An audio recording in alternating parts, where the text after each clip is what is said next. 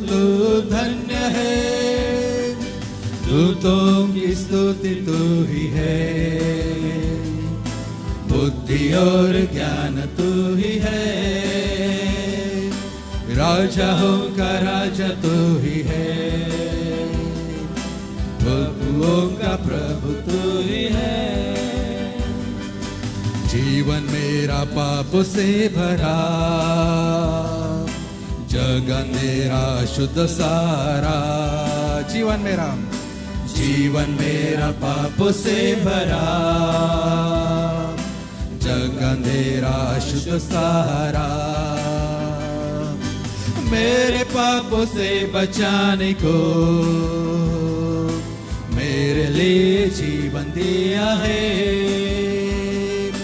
मेरे पापों से बचाने को मेरे लिए जीवन दिया है।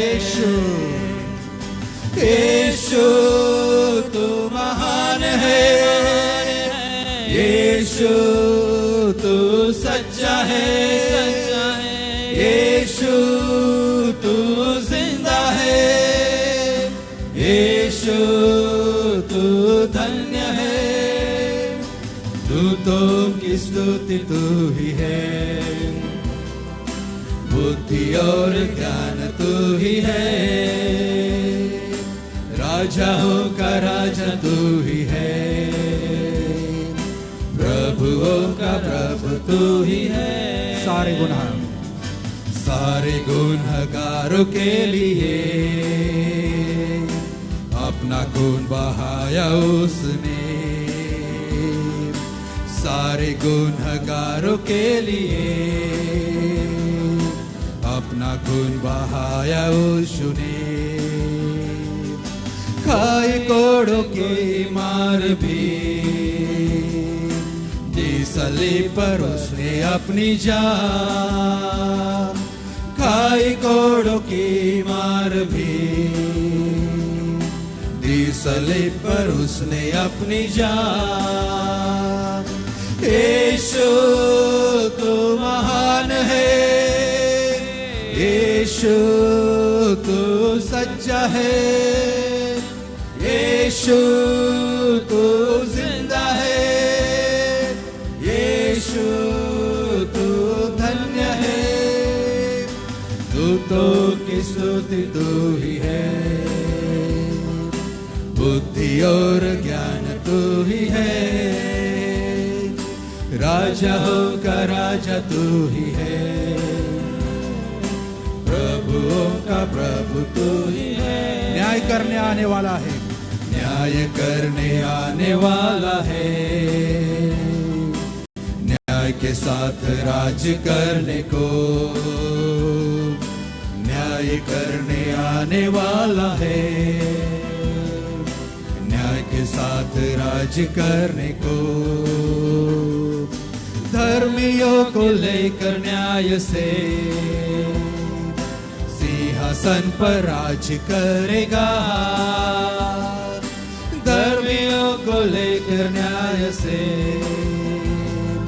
सिंहासन पे राज कर। या एक आवाजात सांगूया, यीशु तू महान है, यीशु तू सच्चा है, यीशु तू जिंदा है, यीशु तू धन्य है, दूतों की स्तुति तू ही है,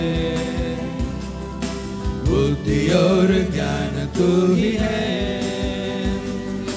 राजाओं का राजा तू ही है, प्रभुओं का प्रभु तू ही है। प्रभू आम्ही तुला धन्यवाद देतो।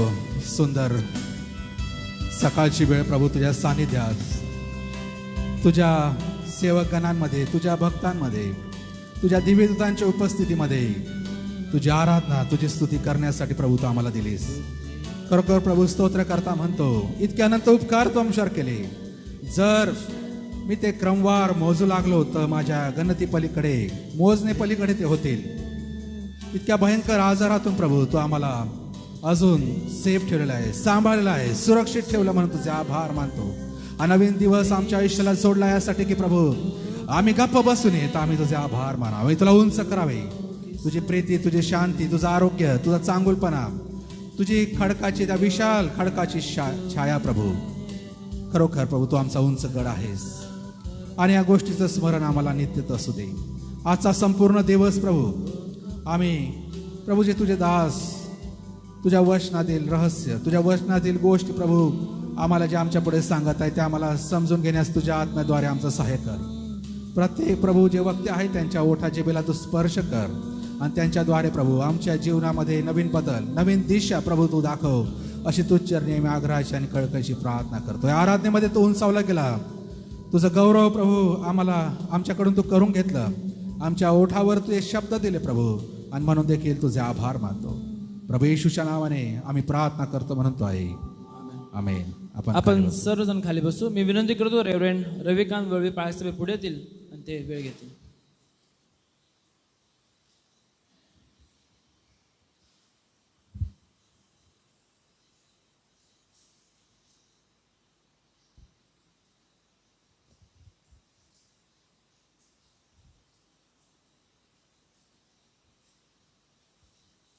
सर्वांना प्रभू येशूच्या नावामध्ये सलाम. कार्यशाळेचा आजचा हा दुसरा दिवस आहे आणि पवित्र शास्त्र शिक्षण घेण्यासाठी प्रभूने पुन्हा एकदा आम्हाला संधी दिलेली आहे. त्या प्रभू येशू ख्रिस्ताचे मी मनापासून आभार मानतो. यावेळेस आपण प्रार्थना करू आणि मग आपण पुढे जाऊया. पवित्र प्रभू, आम्ही तुला आदर आणि सन्मान देतो. आजचा हा नवीन दिवस तू आम्हाला दिला आणि तुझ्या वचनाचा अध्ययन करण्यासाठी पुन्हा तुझ्या पवित्र चरणापाशी तू आम्हाला आणलंस. आणि आज जे नियोजित वक्ते आमच्यामध्ये आहे प्रभू, तुझ्या वचनातून आम्हाला पुन्हा शिक्षण देत असताना ते वचन आम्ही घ्यावं आणि त्याप्रमाणे आचरण करून इतरांना ते द्यावं अशी कृपा तू आम्हावर कर. ते वचन घेण्यासाठी तू आम्हाला बुद्धी, चातुर्य, ज्ञान आणि तुझ्या आत्म्याचं मार्गदर्शन दे. पुन्हा एकदा आम्ही तुझ्या नावाला धन्यवाद देतो. ही प्रार्थना तारणाऱ्या प्रभू येशू ख्रिस्ताच्या गोड आणि पवित्र नावात मागितली म्हणून तू ऐक पित्या, आमेन.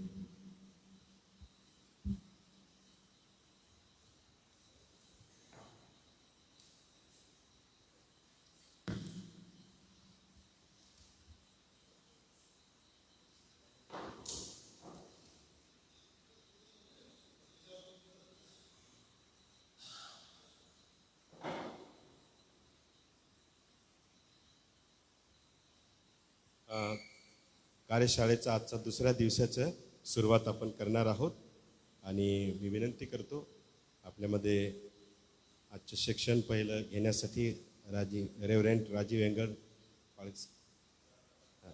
रेव्हरेंड नितीन सराफ पाळकसाहेब आहेत, ते पुढे येतील. आपण टाळ्या वाजवून त्यांचं स्वागत करूया.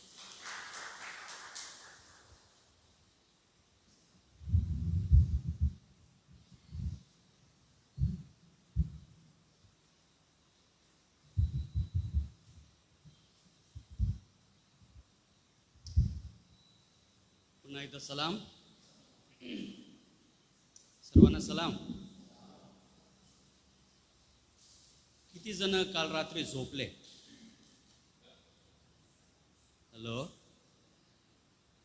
बरं. दुसरा प्रश्न थोडा अवघड आहे, किती वाजता झोपले? कारण जेव्हा पाळक लोक एकत्र येतात तर पटकन झोप नाही लागत, राईट? बरेचसे संदेश राहतात, बरेचसे शेअरिंग्स राहतात, बरेचसे उत्तेजन आपण एकमेकांना आपल्या मिनिस्ट्रीमधून आपण एकमेकांना देत असतो. आणि परमेश्वराची स्तुती करतो पुन्हा एकदा या दिवसासाठी, कारण की पुन्हा एकदा परमेश्वराने हा दिवस तुमच्या आणि माझ्या जीवनामध्ये त्यांनी जोडला. आणि कालपासून तर आतापर्यंत परमेश्वराने आपल्याला चालवलं. बरेचसे कदाचित नवीन गोष्टी परमेश्वराने तुम्हाला आणि मला शिकवले असेल. बरेचसे जे मिसकन्सेप्ट्स होते किंवा एखादा कन्सेप्ट असतो तर ते आपण चुकीच्या पद्धतीने आपण समजून घेतला असाल, पण काल काही कन्सेप्ट्स आपल्याला मोकळे झाले असेल किंवा क्लिअरिटी आली असेल. अशी अशी आशा बाळगतो. हे थोडं के जीसारखं वाटतं, नर्सरी प्री प्रायमरीसारखं वाटतं, पण मला उजळणी करायला आवडते. तुम्हाला आवडते का उजळणी करायला? बरं, कोणी मला सांगू शकाल का की काल आपण कोणते डॉक्ट्रिन्स आपण किंवा कोणते सिद्धांत आपण शिकलो?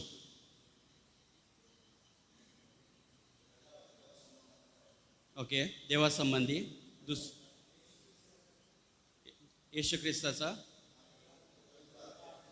हां पवित्र शास्त्रात. ओके, आणि तुमचे सर्वांचे अभिनंदन, कारण की तुम्ही एक दिवस टिकू शकला. आणि आता हा शेवटचा दिवस. एके बाजूला आनंद देखील आहे, किंवा असं वाटतं की आज शेवटचं म्हटलं तर उद्या आपण घरी चाललो.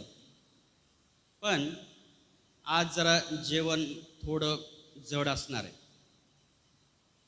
आपले जे डायजेस्टिव्ह सिस्टम्स आहे तर ते आपल्याला आता घट्ट करायचे, कारण की आपण अशा डॉक्ट्रिन्समध्ये जाणार आहे, अशा सिद्धांतामध्ये जाणार आहे जिथं आपल्याला आपल्या स्वतःची तयारी करायची आहे. जेव्हा आपण स्वतःची तयारी करतो तर अल्टिमेटली इनडायरेक्टली डायरेक्टली आपण आपल्या मंडळीची देखील तयारी करणार आहे. ओके, जर का तुम्ही तिथून मला बघत असाल तर तुम्हाला सर्व काही चांगलं वाटत आहे, राईट? सर्व काही नियोजित वाटत आहे. पण जर का तुम्ही माझ्या जागी जर का उभा राहाल आज, थोडं अवघडल्यासारखं वाटत आहे, कारण इथं बरंच भर पडलेली आहे. Don't take me wrong, okay? मला काहीतरी सांगायचं. इथं बरंच भर पडलेली आहे. इथं काही ॲडिशन झालेलं आहे. मोडम आलेलं आहे, इंटरनेट आलेलं आहे. ओके, इथं रिपीटर आहे, मला असं वाटतं रिपीटर आहे, आणि प्रामुख्याने इथं वायर आलेली आहे, पॉवर सप्लाय आलेला आहे. माझं एकही स्टेप, माझं एकही पाऊल जर का चुकीचं पडलं तर याचा परिणाम त्याच्यावर होणार आहे, त्याचा परिणाम ऐकणाऱ्यांवर होणार आहे, आणि मग नो कनेक्टिव्हिटी. माझा एकही पाऊल इकडच्या वायरवर जर का पडला तर एक तर मला माहीत नाही मला शॉक लागेल का. दुसरी गोष्ट, माझा जो स्वर्गीय पप्पा आहे त्याचं माझं बोलवणं होईल का मला माहीत नाही.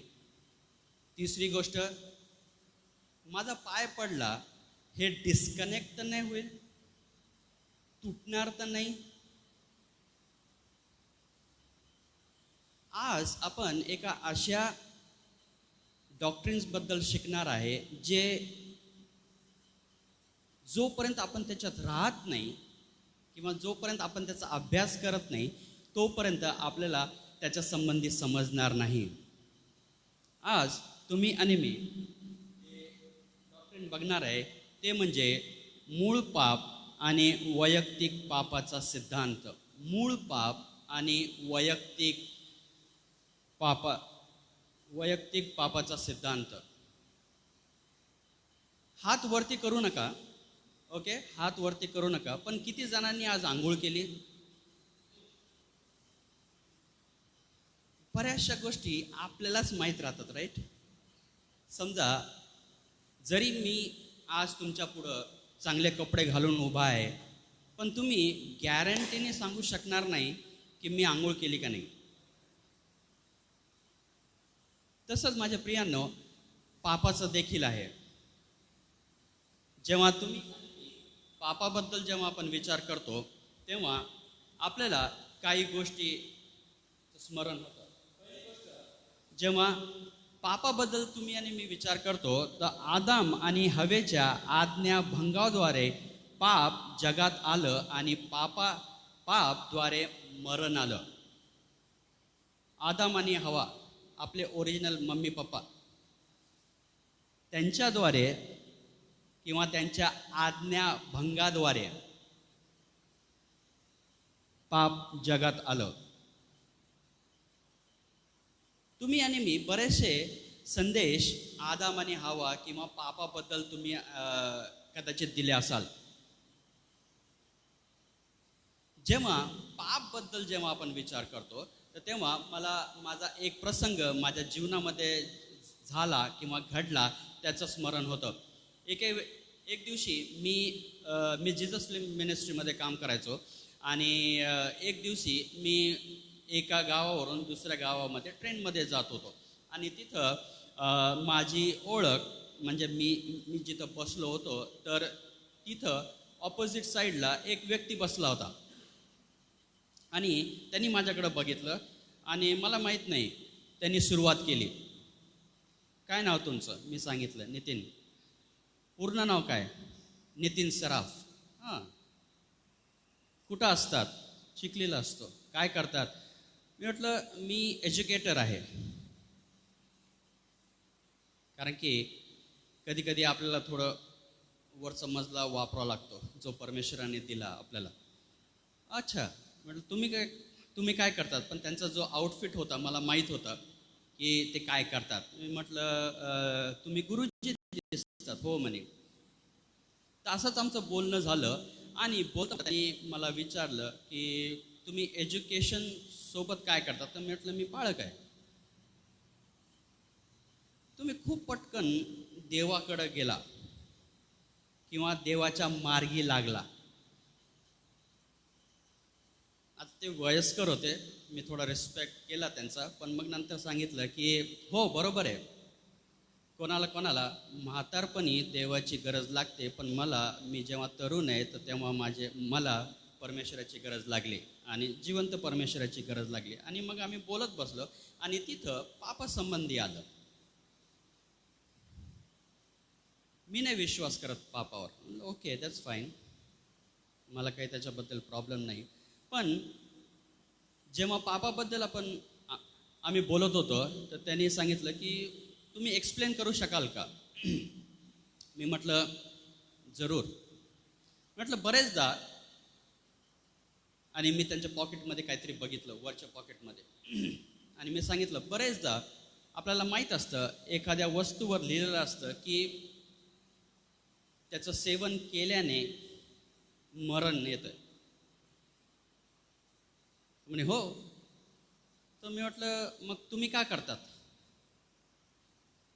तुम्हाला माहीत आहे की हे सेवन करण्यामुळे मरण येतं, मग तुम्हाला मरायचं का? नाही म्हणे.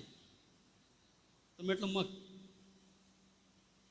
बरेचदा पाप असंच असतं, आपण ते सोबत घेऊन फिरतो. आदाम आणि हवेच्या आज्ञाभंगामुळे, आज्ञा काय होती? जर का आपण सुरुवातीला बघतो एनी रिलेशनशिप, ओके, समजा लग्न झालं तर सुरुवातीचे 2 महिने चांगले असतात, आहे का नाही? सगळं असं हॉलिवूडचे पिक्चर किंवा बॉलिवूडचे पिक्चर सर्व असं रियालिटीमध्ये येताना आपल्याला दिसतं. संध्याकाळी गाडीवर फिरणे, बेळपुरी खाणे. आम्ही गेलो होतो.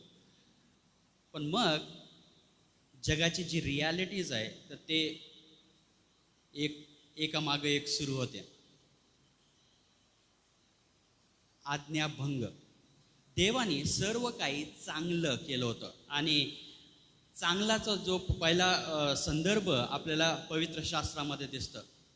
देवाने जेव्हा सर्व काही निर्माण केलं तेव्हा त्यांनी सांगितलं की चांगलं आहे. पण त्यात जेव्हा देवाने मानव हा घडवला हे सर्व चांगलं आहे. आणि जेव्हा हे सर्व झाल्यानंतर आपल्याला दिसतं की देव आणि त्याची निर्मिती, विशेष करून मानव यांच्यामधला संबंध चांगला होता. याच्यामधलं जे नातं होतं ते चांगलं होतं. कारण की मानव जेव्हा देवाने घडवला होता तर तेव्हा मानव हा देवासोबत संवाद करत होता. तो देवाला समोरासमोर बघत होता, जसं तुम्ही आणि मी आता बघत आहे, जसं आपले जे प्रेक्षक आहेत तर ते बघत आहे. समोरासमोर आपण बघू शकतो. पण जेव्हा आज्ञाभंग झाला, आता हे आज्ञाभंग माझ्या जीवनामध्ये बरंच जवळीक आहे, कारण की मी एक उधळ्या पुत्र माझ्या घरामध्ये होतो. आज्ञाभंग काय असतं मला माहीत आहे. एक वेळेस माझे वडील आईला आणायला हॉस्पिटलमध्ये गेले होते आणि त्यांनी मला सांगितलं होतं की घरात मी आणि माझा भाऊ क्रिकेट खेळायचो. इमॅजिन करू शकतात का, छोट्याशा घरामध्ये आम्ही क्रिकेट खेळायचो आणि बॉल टी व्हीला लागला आणि टी व्हीचं जे शटर होतं ते जुना डायनोरा टी व्ही यायचा असं शटर वाल, तर ते शटर तुटलं आणि आम्ही बरोबर चांगलं असं बंद केलं आणि ठेवलं. वडील आले, वडिलांनी बघितलं काहीतरी चुकलेलं आहे, आज्ञाभंग केली. आज्ञाभंगाचा परिणाम काय आहे? ती वस्तू तुटली आणि आम्हाला जे बोनस भेटलं किंवा जे फेस्टिवल ऑफर्स भेटलं ती वेगळी. आणि माझे वडील हे शिक्षक होते. आता तुम्हाला माहिती आहे की माझं सुरुवात कशी झाली. आज्ञाभंग, आदाम आणि हवेच्या आज्ञाभंगाद्वारे जगात पाप आलं. त्यामुळं ते जे नातं आहे देवाचं आणि मानवाचं ते तुटलं आणि आता त्या दोन्हीच्या मध्ये आता पापाची दरी आलेली आहे आणि पापाद्वारे मरण आलं. याचं अगोदर मरण होतं का नाही? नव्हतं. पण आज्ञाभंगाद्वारे पाप आलं आणि पापाद्वारे मग मरण आलं. दुसरी गोष्ट, जेव्हा पापाबद्दल जेव्हा आपण विचार करतो तर आपल्याला दोन प्रकारचे पाप दिसतात. पहिली गोष्ट मूळ पाप आणि मूळ पाप किंवा नीतिभ्रष्टता. मूळ पाप आणि नीतिभ्रष्टता. आणि दुसरं म्हणजे प्रत्यक्ष किंवा वैयक्तिक पाप. प्रत्यक्ष आणि वैयक्तिक पाप याला एक्सप्लेन करायला मला सर्वात चांगलं एक्झाम्पल गवताचं दिसतं, गवताचं वाटतं. गवत जे हिरवं गवत असतं जे कोणी लॉनमध्ये यूज करतात, पण बरेचदा गवत हे आवडत नाही कारण की तिथं किडे मच्छर राहतात. म्हणून मी आमच्या ज्या अगोदर जेव्हा आम्ही चिखलीमध्ये राहायचो तर वर आमच्या शेजारी पाजारी गवत राहायचं, तर वरचं गवत मी काढायचो आणि मला असं वाटत होतं की आता चांगलं दिसतं. मी खूप संतुष्ट राहायचो. आय क्लीन, मी सर्व काही आता साफ केलं. 2-4 दिवसानंतर पुन्हा सुरू, असं काय पुन्हा चालू.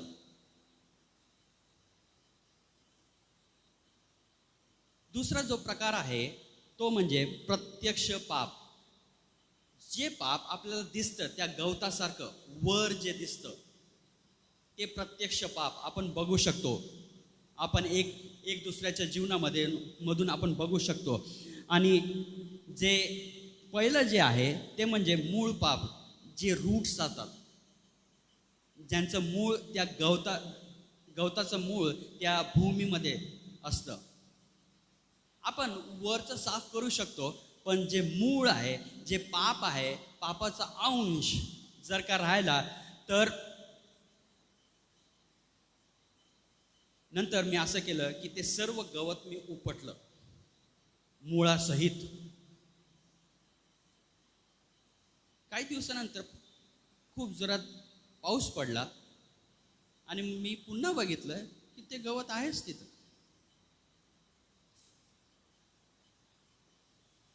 पापाचे दोन प्रकार, मूळ पाप किंवा नीतिभ्रष्टता आणि दुसरं प्रत्यक्ष किंवा वैयक्तिक पाप.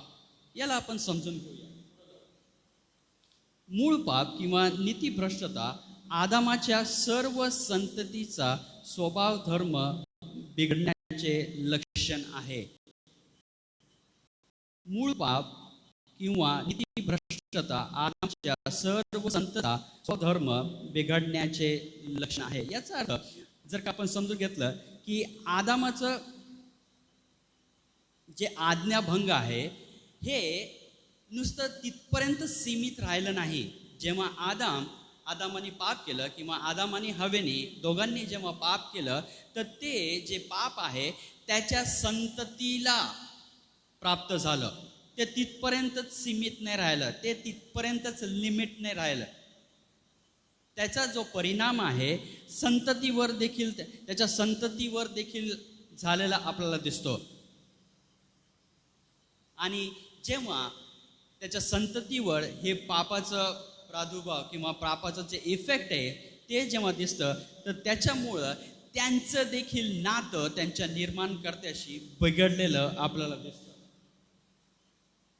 आदम आणि हवेच्या मूळ जे शुद्ध अवस्था आणि नीतिमत्वापासून प्रत्येक व्यक्ती दूर झालेला आपल्याला दिसतं.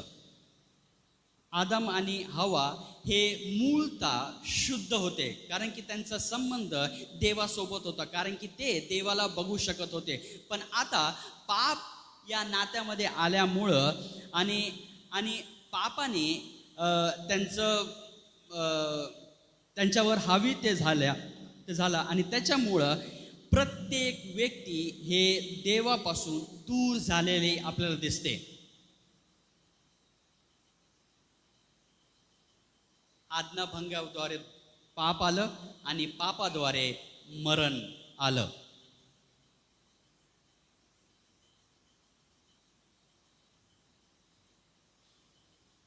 प्रत्येक व्यक्तीने परमेश्वराकडं पाठ फिरवलेली आहे.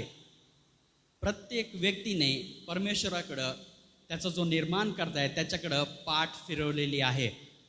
पापामुळं हे जे मूळ पाप आहे हे तुमच्या आणि माझ्या जीवनात समावेश असतं.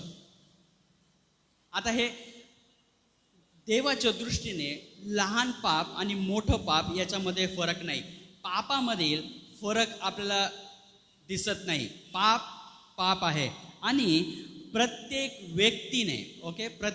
व्यक्तीने परमेश्वराकडं पाठ फिरवलेली आहे.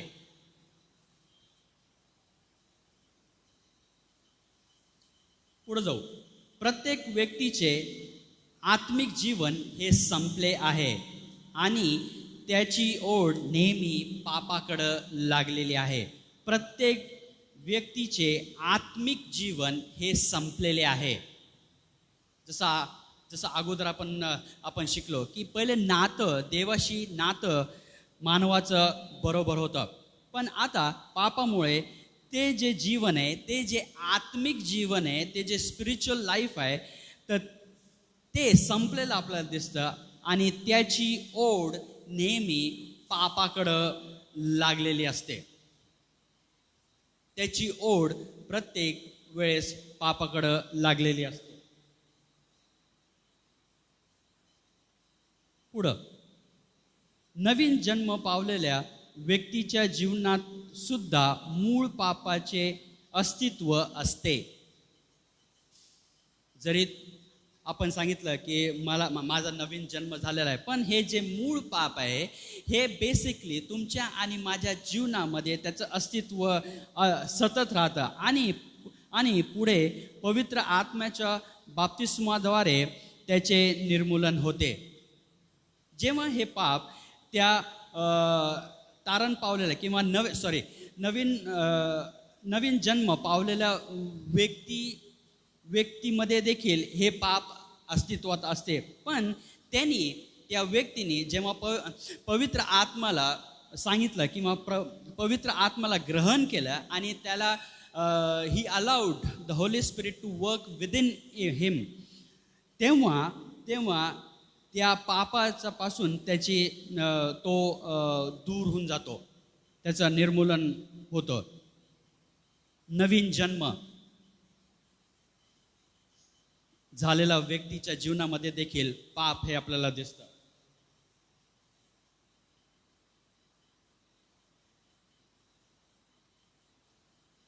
जसं मी अगोदर सांगितलं, गवताचं मूळ पाप आणि कृतीचे पाप याच्यामध्ये भेद आहे, याच्यामध्ये फरक आहे. मूळ पाप आणि वैयक्तिक मूळ पाप आणि कृतीतले पाप याच्यामध्ये फरक आपल्याला दिसून येतं.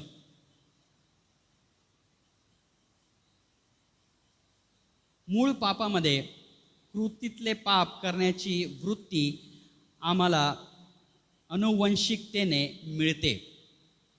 मूळ पापामुळे कृतीतले पाप करण्याची वृत्ती आम्हाला अनुवंशिकतेने मिळते. मला आठवतं जेव्हा माझा मुलगा हा लहान होता तर त्याला आम्ही बरेचदा सांगितलं होतं की जे मच्छराची कॉईल आम्ही एका बाजूला घराच्या बाजूला कोपऱ्यात जेव्हा आम्ही लावायचो तर तेव्हा मला माहीत नाही तो त्या कॉईलकडं अट्रॅक्ट होत होता. आकर्षण मला माहीत नाही त्याला काय वाटत होतं. त्याला असं वाटत होतं की ते खेळायची वस्तू आहे. एक वेळेस रेव्हरंड A.K. यंगड म्हणजे श्रद्धेचे पप्पा तर त्यांनी सांगितलं काही हरकत नाही म्हणे, तुम्ही याला माझ्याकडं सोडून द्या. आम्ही म्हटलं ठीक आहे. आम्ही गेलो. आम्ही वापस आल्यानंतर बाबा म्हणतात की आता तो हात लावणार नाही कॉईलला. तर आम्हाला वाटलं त्यांनी रागवलं किंवा काही केलं. आम्ही म्हटलं काय झालं. काही नाही म्हणे, तुम्ही गेले आणि तो पुन्हा गेला त्या कॉईलला हात लावायला. आणि जेव्हा त्यांनी हात लावलं तेव्हा माझ्याकडे पाहतो आणि म्हणतो हा.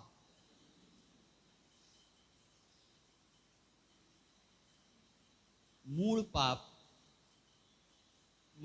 माझा जो मुलगा आहे त्याच्यामध्ये होता आणि त्याच्यामुळं त्याला किती जरी सांगत होतो आम्ही की तू जाऊ नको, पण पाप त्याच्या अनुवंशिकतेने त्याच्यामध्ये होतं. आणि जेव्हा तो त्याला की नाही ते चटका लागतो मग तो आतापर्यंत सांगितलं लाव हात नाही, कारण की मी अनुभव घेतलेला आहे. मूळ पापामुळे कृतीतले पाप करण्याची वृत्ती आम्हाला अनुवंशिकतेने मिळते. तुम्ही करा किंवा नको करा ते असते, इन्स्टॉल्ड असते. ते तुमच्या आणि माझ्या रक्तामध्ये असतं. पुढे जाऊ. पापाला संपविण्याकरिता देवाने केलेल्या उपाययोजनेकडे दुर्लक्ष केल्याने किंवा नाकारल्याने आम्हाला आमच्या पापांकरिता जबाब द्यावा लागेल. जेव्हा तुम्हाला आणि मला माहीत असतं की हे पाप तुमच्या आणि माझ्या आध्यात्मिक जीवनाला एक खंडणी येते किंवा एक स्टॉप येतो, एक बॅरियर आहे, तर तेव्हा पापाला संपविण्याकरिता देवाने केलेले उपाय, देवाने कोणता उपाय केला. त्यांनी त्याचा एकुलता एक पुत्र दिला. त्याच्यावर विश्वास जर का तुम्ही आणि मी ठेवला नाही, याच्याकडे दुर्लक्ष केल्याने किंवा नाकारल्याने आम्हाला आमच्या पापाकरिता जबाब द्यावा लागेल. देव तुम्हाला आणि मला विचारणार आहे. आपल्याला त्याच्याबद्दल जबाब द्यावा लागणार आहे.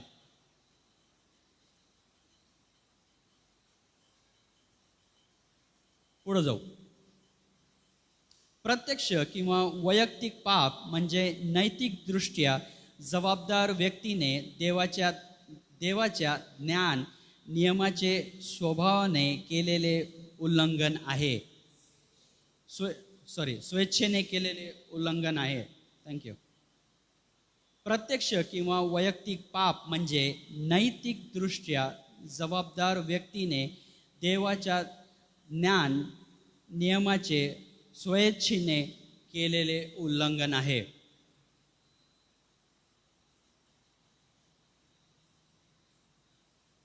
अजून एक उदाहरण देऊ इच्छितो. मला फिलिपिन्सला जाण्याच्या अगोदर मला पाणीपुरी खूप आवडायची आणि बरेचदा मी मार्केटमध्ये जेव्हा जायचो तर तेव्हा गुपचूप खाऊन वापस यायचो. पाळकीनबाई तिथं होत्या घरात.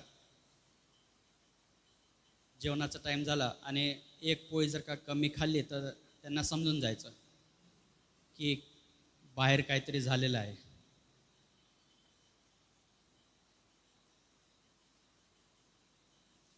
मला माहीत होतं की घरात जेवण आहे, पण बाहेर गेल्यानंतर ते जो गाडा असतो ते बघितलं, मला काय राहू, I was not able to control my self.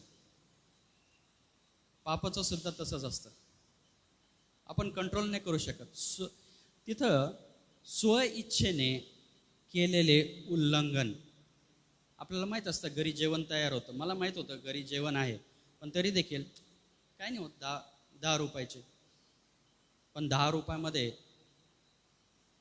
जे भोगावं लागत होतं ते मला माहीत आहे.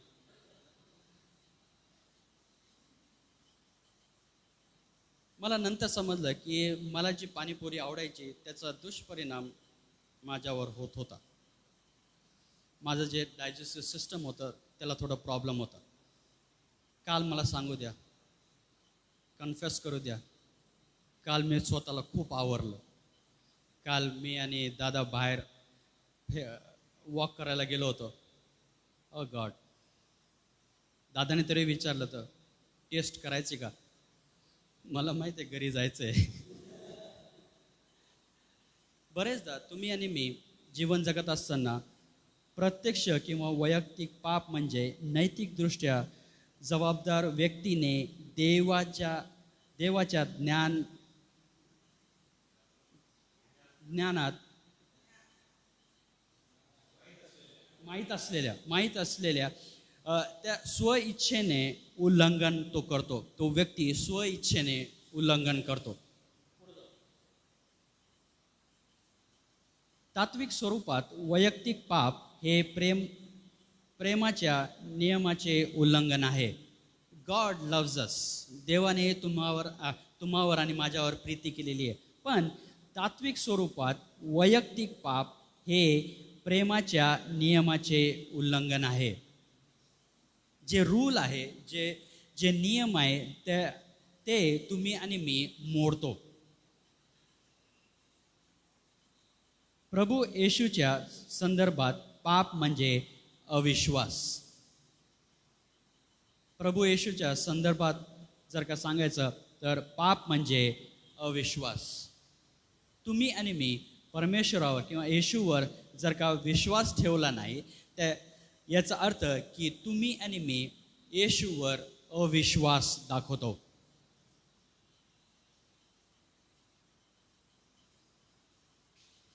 पाप,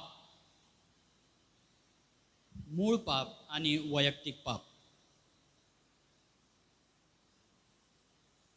मूळ पाप म्हणजे आपल्यामध्ये जे अनुवंशिक असतं, इट इज इनबिल्ड.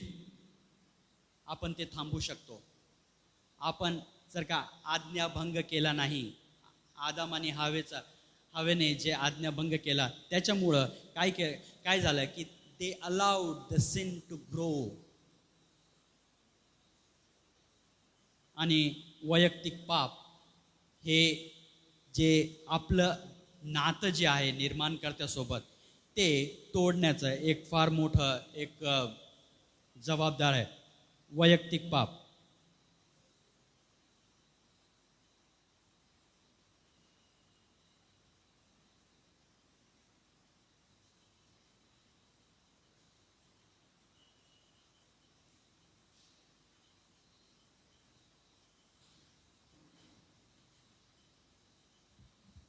या सिद्धांताबद्दल एक गोष्ट मनामध्ये कोरून घ्या. ही पाप 2 प्रकारचा. आदाम आणि हवेने केलेल्या पापामुळं जो पापाचा स्वभाव आमच्यात आलेला आहे त्याला आपण मूळ पाप म्हणतो. आणि कृतींमध्ये त्या मूळ पापामुळं कृतींमध्ये जे आम्ही पाप करतो त्याला वैयक्तिक पाप म्हणायचं. मूळ पाप आणि वैयक्तिक पाप या 2 गोष्टी आहेत आणि दोन्हीपासून सुटका आवश्यक आहे. दोन्हीपासून सुटका आवश्यक आहे. आता मी अजून एक स्फोटक विधान करतो, थोडं लक्ष द्या त्याकडे. जेव्हा आमचं तारण होतं त्यावेळेस आम्ही फक्त कृतीतल्या किंवा प्रत्यक्ष किंवा वैयक्तिक पापापासूनच मुक्ती पावतो. मूळ पापापासून शुद्धता होत नाही. त्याच्यासाठी आम्हाला पवित्रीकरणाचा अनुभव आवश्यक आहे. ठीक आहे. अलायन्स चर्च याच्यावर विश्वास ठेवतो. त्याच्यावरती उपदेशांमधून किती जोर दिला जातो त्याचं पर्सेंटेज मला सांगता येणार नाही, ते तुम्हाला ठरवावं लागेल. परंतु अलायन्स चर्चचाच हा विश्वास आहे. नॅझरीन चर्चचा सुद्धा हा विश्वास आहे. मेथॉडिस्ट फ्री मेथॉडिस्ट चर्चचा सुद्धा हा विश्वास आहे. वेस्लीय मतानुसारी किंवा वेस्लियन डॉक्ट्रिन्स फॉलो करणारे जेवढ्या मंडळ्या आहेत त्या सर्वांचा हा विश्वास आहे. तर या सिद्धांताबद्दल ते लक्षामध्ये ठेवूया. पापाचे 2 प्रकार आहेत. एक मूळ पाप, ज्याला आपण अनुवंशिक पाप म्हणू शकतो, ज्याला आपण आदामाच्या पापापासून आमच्यात आलेलं पाप आहे ते म्हणू शकतो. स्वभावतः आमच्यात असणारं पाप आहे ते पाप. आणि त्या मूळ पापामुळं आम्ही कृतीतलं पाप करतो. तारण आमचं जेव्हा होतं त्यावेळेस आम्ही कृतीतल्या पापापासून मुक्त होतो. ठीक आहे. गवताचं जे उदाहरण दिलेलं आहे ते फार सुंदर आहे. त्यालाच झाडाचं उदाहरण आपल्याला देता येईल अधिक स्पष्ट करण्यासाठी. झाड जर कापलं तर बुंद्यापासून आपण कापतो किंवा जमिनीपासून कापू शकतो, परंतु जोपर्यंत मूळ काढून टाकलेली नाही तोपर्यंत ते वापस त्याला शेंडे फुटतात, वापस ते डोकावतं, वापस ते बाहेर येतं. त्याच्याबद्दल आपण पवित्रीकरणाच्या सिद्धांतात अधिक बघणार आहोत. मूळ पापाचं तुम्हाला अधिक मला उदाहरण देऊ द्या. एक बाळासाहेबांनी बरेच उदाहरणं दिले, एक अजून शिल्लक दिलं तर काही हरकत होणार नाही. लहान बाळ बघितलं का? किती लोकांना लेकरं झालीत? सर्वांना झालेत. ठीक आहे. ते बाळ लहान असताना त्याला आपण दूध पाजतो. ठीक आहे. त्याला अतिशय भूक लागलेली असताना थोडा वेळ त्याला ती बॉटल दिली आणि जर काढून घेतली किंवा ती पडली तर काय करतं ते बाळ?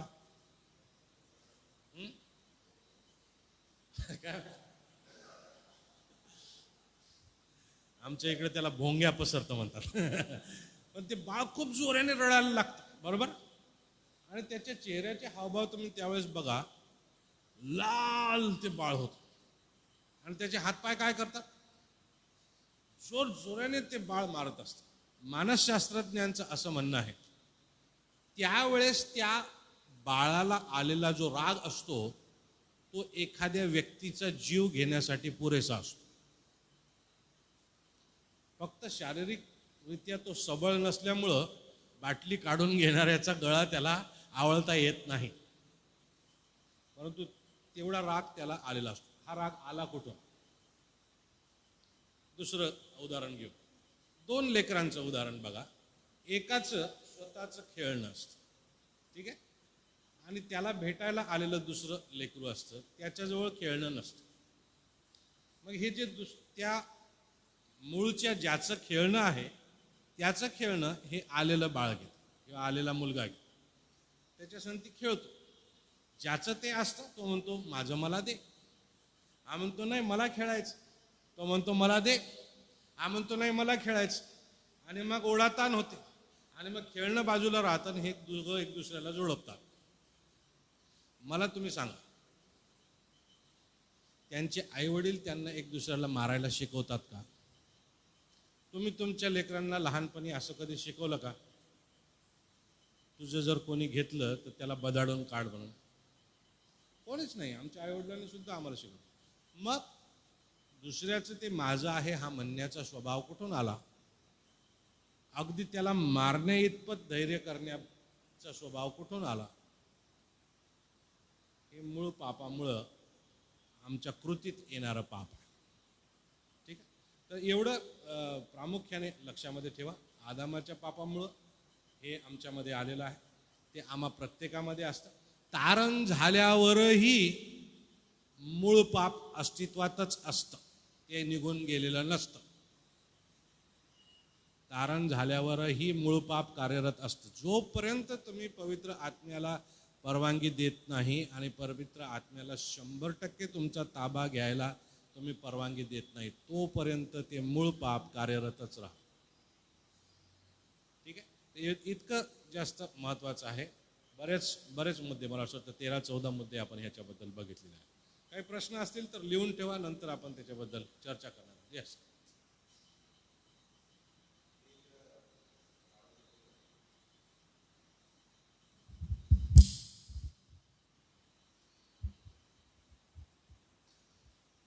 एक सायंटिफिक इन्फॉर्मेशन याच्याबाबत मला शेअर करायची आहे सेवकांसाठी. साधारणतः 2-3 वर्षापूर्वी ती मला लक्षात आले की अरे असं असतं म्हणून. जे पापाची आपण सुरुवात जर बघितली तर त्याच्यात असं म्हटलंय परमेश्वराने की ज्या दिवशी तू पाप करशील त्या दिवशी खचित मरशील असं म्हटलं होतं. आणि आदामाने पाप केलं, आदाम हवेने पाप केलं आणि त्यांना लक्षात आलं की आपण तर काही मेलो नाही, ते देवानी काही सांगितलेलं आता ते माहीत नाही ते काय म्हटले असतील, पण आपण असं म्हणू की कदाचित ते म्हटलं रे जीवन दिसतंय आपण असं. परंतु ते खरोखर मेले. त्याचं कारण सांगतो. साधारणतः 1950च्या सुमारास एका स्त्रीला कॅन्सर झाला आणि तो कॅन्सर काही बरा होत नव्हता, मरायला टेकली. तिच्या सेल्स काढल्या, वेगवेगळ्या लॅबमध्ये त्यांनी टेस्टिंगला दिलं. त्यांना असं लक्षात आलं की त्या ज्या सेल्स आहे त्या रिग्रो होऊ राहिल्या आणि मग कळेच ना त्यांना की रिग्रो का होतात. अजून त्याच्यामध्ये डिटेल रिसर्च केला तर त्यांना ते कारण कळलं की रिग्रोथ का होते वा असं. त्याचं कारण असं होतं, सर्वसाधारणपणे माणसाच्या शरीरामध्ये 724 ते 725 ट्रिलियन सेल्स असतात. 1 ट्रिलियन म्हणजे 1वर 12 शून्य इतके सेल्स असतात. प्रत्येक सेलमध्ये 724 ट्रिलियनमध्ये एक क्रोमोझोम, त्याला मराठीत गुणसूत्र म्हणतात, एक क्रोमोझोम असतं. आणि क्रोमोझोम एक मोठं पिळलेली म्हणजे चेन किंवा दोर म्हणा असा असतो तो. आणि जर तो बघितला डिटेलमध्ये स्ट्रक्चर तर तो एखादा बेसबॉल सारखा दिसतो. बेसबॉल ची बॅट जी असते समोर थोडं जाड झालेला निमुळतं आणि वर एक सर्क्युलर एक राऊंड स्ट्रक्चर असतं. त्या राऊंड स्ट्रक्चरला टिलोमियर म्हणतात, टिलोमियर. आणि ज्यावेळेस ती सेलची लहान असतो आपण मोठे होतो, सेलची ग्रोथ होते, 1चे 2 होतात, 2चे 4 होतात. तर त्या टिलोमियरची कॅपॅसिटी असं म्हणतात सर्वसाधारणपणे 200 रिग्रोथ असते. ज्यावेळेस फर्स्ट रिग्रोथ होते तो जो 100% होतो तो कमी होतो, सेकंड रिग्रोथ होते 100 तो कमी होतो, 99, 97. आणि ज्यावेळेस 200 ज्यावेळेस होते त्यावेळेस ती सेल मरते. आणि ही प्रोसिजर केव्हा होते टेक्निकली, जेव्हा आपण 70, 80, 90च्या रेंजमध्ये पोहोचतो तेव्हा होते. तो जो शाप दिला होता तू खचित मरशील, आदाम नोहाच्या काळाच्या अगोदर की आदाम जेव्हा होतात त्या सुरुवातीला आपण बघितलं की ते अगदी 900, 800, 900, 1000च्या जवळपास त्यांचं एज होतं. आणि मग नंतर देवानी कमी करून टाकलं. असं आदाम काही देवानी मरण्यासाठी तयार केलेलाच नव्हता, तो अविनाशी असाच होता. त्यांनी पाप केलं, मेला. देवानी त्याच्या टिलोमियर्समध्ये जी अनलिमिटेड ग्रोथ जी होते टिलोमियर्सची तीच रेस्ट्रिक्ट करून फक्त 200 त्याला नंबर टाकून दिला. आणि त्या दिवशी त्यांनी सांगितलं तू खचित मरशील. आणि कदाचित जेव्हा नोहात नंतर आता अगोदर किती होते 400 होते की काही माहीत नाही, कारण 1000 वर्षापर्यंत जगत होते. आता असं म्हणतात टेक्निकली माणसाचं लाईफ 120 वर्षपर्यंत ती ग्रोथ होऊ शकते पूर्ण. आणि ते रेस्ट्रिक्ट करून टाकलं. म्हणून जर पहिलं जे तू पाप करशील मरशील, पाप केलं ते ओरिजिनलमध्येच जे काय हार्डवेअर सॉफ्टवेअरमध्येच चेंज करून टाकलं. सायंटिफिक इन्फॉर्मेशन हे फार महत्त्वाचं आहे. बघा, मला हे सायंटिफिक भाषेत माहीत नव्हतं आणि मला हे नवीन शिकायला मिळालेलं आहे. आता त्यांनी बॉटनीमध्ये सायन्समध्ये त्यांची PhD आहे, त्याच्यामुळं अगदी मला असं वाटतं की 2ऱ्या-3ऱ्या वर्गातल्या व्यक्तीलाही समजेल असं त्यांनी आपल्याला ते समजावून सांगू शकलेलं आहे. तर कोरोनामुळे बरेच लोक मरण पावले ना, तेच अल्ट्रेशन झालेलं आहे. त्या व्हायरसमुळं अजून अल्ट्रेशन झालं आणि लवकर गेले ते जे जाणारे आहेत ते. परंतु जॉन वेस्ली असं म्हणतात, ह्याच मुद्द्याला धरून जर आपण बघितलं तर 3 मरणं आहेत. 3 मरण आहेत. एक शारीरिक मरण, दुसरं आत्मिक मरण. आत्मिक मरण म्हणजे विभक्तता, शरीराचं आणि आत्म्याचं वेगळं होणं. आत्मा मरत नाही, शरीर मरत. परंतु देवाच्या आत्म्याशी मनुष्याचा आत्मा जो जुळलेला होता त्याच्यामध्ये विभक्तता आली, ते जुळलेलं राहिलं नाही, त्याला आपण आत्मिक मरण म्हणतो. आणि तिसरं मरण शरीरात असतानाच आत्मिकरित्या पुनरुज्जीवित आपण जर झालो नाही, शरीरामध्ये जिवंत असतानाच आत्मिक मरण घेऊन जे आम्ही जन्माला येतो त्याचा नवीन जन्मात रूपांतर जर झालं नाही तर मग अनंतकालिक मरण, त्याला नर्क आपण म्हणतो. ठीक आहे, तर ते याच्यामुळंच होतं. तर जागृत राहूया, हे नीट समजून घेऊया, लक्षामध्ये ठेवूया, लेकरांना शिकवूया, कुटुंबाला शिकवूया, मंडळांना शिकवूया आणि वाढत राहूया. पुढच्या सिद्धांताकडे जाऊ. रेव्हरंड नितीन यांचे आभार मानू, टाळ्या वाजवू. तसं करण्याआधी आपण उभं राहूया आणि मी उलटी कृती करणार आहे, तुम्ही सरळ करा. ठीक आहे, म्हणा मला उजवा हात आहे, उजवा हात वर करा. कोणाला फ्रोझन शोल्डर वगैरे असेल तर करू नका. मला उजवा हात आहे, मला डावा हात आहे. हे असे केले तर टाळ्या वाजतात.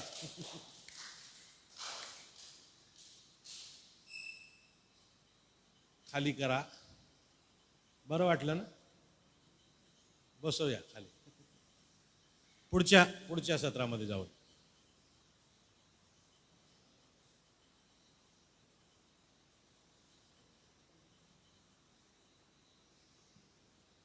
पुन्हा एक वेळ सर्वांना सलाम. आपण पुढच्या सिद्धांताकडे जाणार आहोत. तो आहे प्रायश्चित्ताचा सिद्धांत. आपण आता जो सिद्धांत बघितला तो मूळ पाप आणि कृतीतलं पाप किंवा व्यक्तिगत पाप याच्याबद्दल बोलत होतं. आणि आपण बघितलं की आज्ञाभंग त्या ठिकाणी आदाम आणि हवेद्वारे झाला आणि पाप त्या ठिकाणी आयुष्यामध्ये किंवा जीवनाला जुडलेलं आपल्याला दिसून येतं. आणि मग आपण बघतो की त्या पापाचा परिणाम काय झालेला आहे, तर मानवी आयुष्यामध्ये त्या ठिकाणी मरण हे त्या ठिकाणी आलेलं आहे. पण त्याच्यासाठी एक मार्ग देखील देवाने त्या ठिकाणी निवडून ठेवलेला आहे. जरी पाप त्या ठिकाणी आलं, परंतु एक मार्ग त्या ठिकाणी त्याने तुमच्या आणि माझ्यासाठी त्या ठिकाणी करून ठेवलेला आहे. आणि त्याच्याबद्दलच प्रायश्चित्ताचा सिद्धांत आहे. प्रायश्चित्त आणि पश्चाताप त्याच्याविषयी आपण पुढं ऐकणार. परंतु इथं आपण प्रायश्चित्त आणि मी त्याच्याविषयी बघायचा प्रयत्न केला तर त्याला इंग्लिशमध्ये अटोनमेंट हा शब्द आहे. आणि तिथं वाचत असताना असं दिसलं की प्रायश्चित्त किंवा अटोनमेंट जी आहे अशी एक कृती की जे काही घडलेलं आहे त्याला सुधारण्याची ती कृती आहे. आणि मी जस्ट गुगलवर त्या ठिकाणी टाईप केलं आणि त्या ठिकाणी एक एक्झाम्पल होता. आणि ते एक्झाम्पल त्यांनी एखाद्या काय म्हणता येईल त्याला, एखाद्या कपलच्या जीवनामध्ये जर व्यभिचाराचं पातक आहे, जर समजा एक कपलमधून नवरा किंवा बायको हे व्यभिचाराच्या पातकामध्ये आहे, जर आपण हे प्रायश्चित्त समजून घ्यायचा प्रयत्न केला तर जी कोणती व्यक्ती त्या पातकामध्ये आहे त्या व्यक्तीने जाऊन आपल्या जोडीदाराला त्या पातकाबद्दल सांगण्याची कृती करणे. तुम्ही जर ती कृती नाही केली तर ते मूळ पाप आणि ते व्यक्तिगत पाप तसंच राहणार आहे. तुम्हाला वाटेल की ते कधी कोणाला माहीत होणार नाही आणि जगिकदृष्ट्या ते कदाचित माहीतही होणार नाही. परंतु प्रायश्चित्ताच्या सिद्धांताबद्दल बोलत असताना किंवा अटोनमेंटमध्ये बोलत असताना कृती करणे ते जाऊन त्या व्यक्तीला बोलून दाखवणे किंवा ज्याच्या विरुद्ध आपण काहीतरी चूक केलेली आहे त्या व्यक्तीला जाऊन भेटून ती चूक सुधारण्याचा, ती चूक कन्फेस त्या ठिकाणी करणे. मला असं वाटतं की आपण ते समजून घेऊ शकतो. प्रयत्न करत आहे मी की आपण तिथपर्यंत येऊ. आणि जेव्हा प्रायश्चित्त आणि पश्चातापाच्या काही वेगळं तुम्हाला त्याच्यामध्ये दिसून येईल, परंतु इथं आपण जी कृती आहे प्रायश्चित्त, त्या व्यक्तीकडे जाणे ज्याच्या विरुद्ध आपण काहीतरी चूक केलेली आहे, आपल्यासाठी तुमच्या आणि माझ्यासाठी ही कृती नक्कीच मानव नात्यानं आपल्याला त्या ठिकाणी पावलं उचलायची आहेत.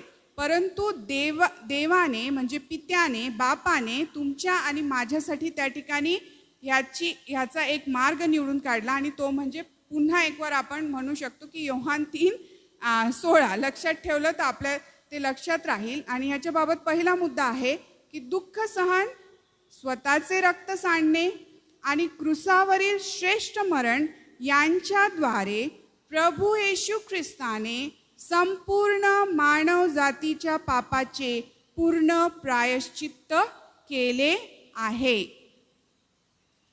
मूळ पाप आणि व्यक्तिगत कृतीमधून घडून येणारं पाप किंवा ज्याला आपण प्रत्यक्ष पाप त्याच्यामध्ये आपण आहोत, परंतु त्याचं प्रायश्चित्त बापाने आपल्या पुत्राला दिल्याद्वारे त्या ठिकाणी केलेला आहे. याचा अर्थ असा नाही की आपण मूळ पाप आणि प्रत्यक्ष पाप करतच राहावं, कारण तिकडं ऑलरेडी माझ्यासाठी प्रायश्चित्त झालेला आहे. परंतु मानव या नात्याने तुम्हाला आणि मला त्याच्याबद्दल कृती करायची आहे. परंतु आपण ह्या विश्वासामध्ये वाढत आहोत की ते प्रायश्चित्त प्रभू येशू ख्रिस्ताद्वारे ऑलरेडी त्या ठिकाणी केलेलं आहे आणि त्यांनी जे केलेलं आहे ते प्रायश्चित्त तशाच प्रकारचं तुम्हाला आणि मला जाऊन क्रुसावर टांगण्याची गरज नाही. त्यांनी जे काही दुःख सहन केलेलं आहे अतिशय विदारक अशा प्रकारचं जे आपल्याला सहन होणार नाही ते ऑलरेडी प्रभू येशू ख्रिस्ताने तुमच्या आणि माझ्यासाठी सहन केलेलं आहे आणि स्वतःला त्या ठिकाणी देऊन तुमच्या आणि माझ्यासाठी प्रायश्चित्त केलेलं आहे. परंतु आपली देखील ही जबाबदारी आहे, जर आमच्या जीवनामध्ये काही देवाला न आवडणारं किंवा देवाच्या विरुद्ध असं काहीतरी आहे किंवा एखाद्याच्या विरुद्ध तुम्ही काहीतरी केलेलं आहे किंवा मी काहीतरी केलेलं आहे, तर मी देखील त्याच्या संबंधी प्रायश्चित्त करावं, जेणेकरून जे प्रभू येशू ख्रिस्ताने तुमच्या आणि माझ्यासाठी प्रायश्चित्त केलेलं आहे त्याच्यामध्ये आपण पुढं जाऊ शकू.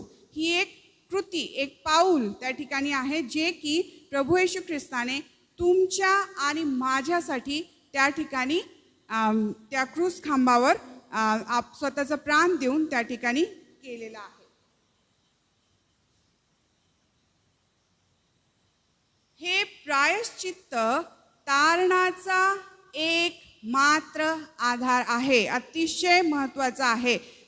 प्रभू येशू ख्रिस्ताने जे प्रायश्चित्त केलेलं आहे, जे क्रूस खांबावर अतिशय दुःखद असं मरण सहन केलेलं आहे, त्या मरणावर त्याच्या उठण्यावर जेव्हा आपण विश्वास ठेवतो आणि त्या ठिकाणी त्याला आपला तारणारा म्हणून स्वीकारतो, ते जे प्रायश्चित्त त्याने तुमच्या आणि माझ्यासाठी केलेलं आहे त्याच्यावर जेव्हा आम्ही विश्वास ठेवतो तोच एक तारणाचा एक मात्र आधार आहे. सॉलिड बेस जो आहे तो त्याच ठिकाणी आहे. दुसरं कोणीही आपल्याला आपल्या पापापासून सोडवू शकत नाही. त्याने तुमच्या आणि माझ्यासाठी जी कृती केलेली आहे ती अतिशय महत्त्वाची आहे. याचा अर्थ असा नाही की आपण कोणतीच कृती करायची नाही आणि वाईट जे चाललेलं आहे ते चालू द्यायचं नाही. आमच्या जीवनामध्ये देखील आम्हाला ते सुधारायचं आहे. त्या ज्यांच्या विरुद्ध आपण काहीतरी केलेलं असेल किंवा कधी कधी असं पण होतं की एखाद्या व्यक्तीच्या विरुद्ध आपण काहीतरी करतो पण त्या व्यक्तीला त्याच्याविषयी काहीच वाटत नाही, पण कुठंतरी जसं नितीन पाळकसामांनी काल सांगितलं, बीप बीप बीप बीप बीप बीप असा आवाज येतो मनामध्ये, हृदयामध्ये त्याची जाणीव होते की नाही, तू हे बदलणं आवश्यक आहे किंवा तू त्या व्यक्तीकडे जाऊन ही गोष्ट सांगणं फार महत्त्वाची आहे, ती बोलून दाखवणं, तिला कदाचित क्षमा देखील त्या ठिकाणी मागणं हे फार आवश्यक आहे. आणि ती जाणीव ते त्या ठिकाणी तुमचं प्रायश्चित्ताचं पाऊल असणार आहे. आणि त्यानंतरच तुम्हाला एक सुटकेचा श्वास घेता येतो. जर काही चुकीचं घडत आहे, जर काही चुकीचं तुमच्याकडून घडलेलं आहे, जेव्हा तुम्ही ख्रिस्तामध्ये वाढत आहात, एक जाणीव त्या ठिकाणी असते, एक रेस्टलेसनेस त्या ठिकाणी तुमच्या जीवनामध्ये असतो की जो सतत त्या ठिकाणी असतो. आणि ती जाणीव होती की हे बदलायला पाहिजे, काहीतरी चुकीचं चाललेलं आहे. देवबाप तुम्हाला दाखवून देतो की त्या ठिकाणी ही गोष्ट बदलण्याची गरज आहे.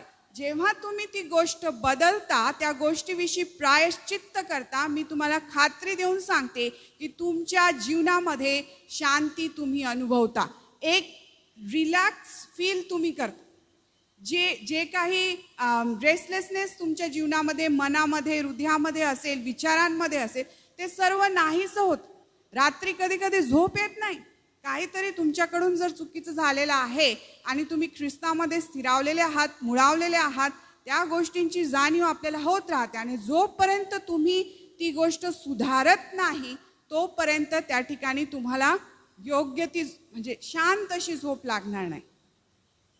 जी सुटका आहे, त्याचा आधार जो आहे, तारणाचा एकमात्र आधार जो आहे, तो म्हणजे प्रायश्चित्त त्या ठिकाणी आहे.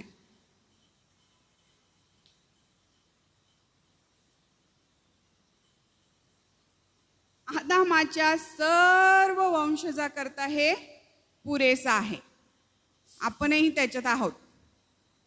सर्वांकरता हे पुरेसं आहे. आता आपण ख्रिस्ताला आपलं तारणारं म्हणून स्वीकारलेलं आहे. त्याच्यामध्ये आपण वाढत आहोत. परंतु अजून भरपूर आहेत की ज्यांना पूर्णपणे त्याची ओळख नाही, परंतु त्यांच्यासाठी देखील हे त्या ठिकाणी पुरेसं आहे. त्यांच्यासाठी देखील हे पुरेसं आहे. आदामाच्या सर्व वंशजाकरता हे पुरेसं आहे.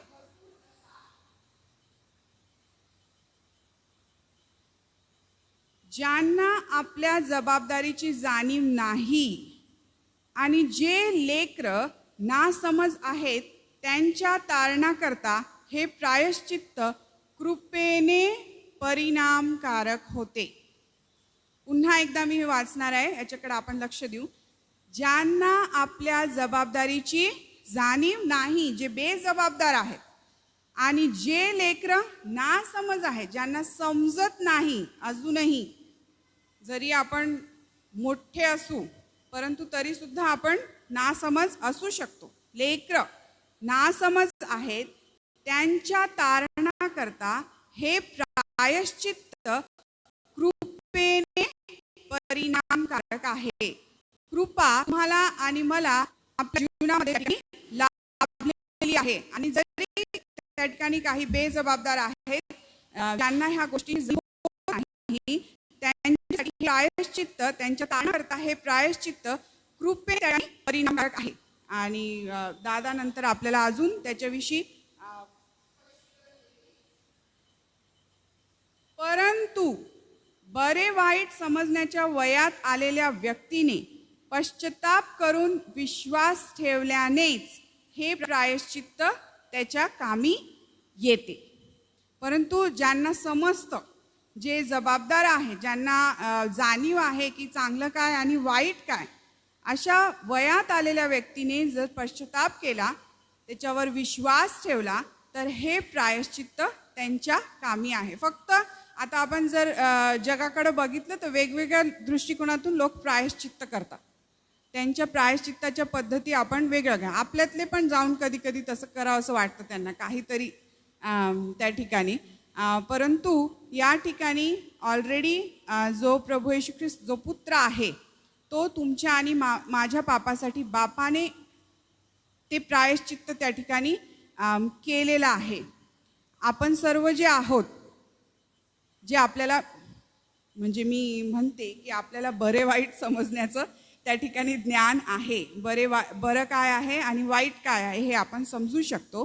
आणि आपण जर पश्चाताप करून विश्वास ठेवत आहोत, जे काही त्या ठिकाणी आपल्या जीवनामध्ये पाप असेल, त्या पापाविषयी जर आपण पश्चाताप करून त्याच्यावर विश्वास ठेवत आहोत, तर हे प्रायश्चित्त जे आहे त्यांच्या कामी आहे.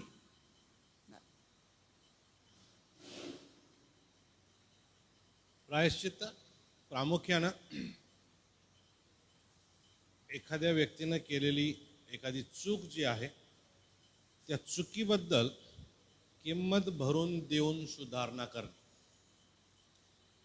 एखादी चूक जर झालेली आहे, त्या चुकीबद्दल किंमत भरून देऊन सुधारणा करणे.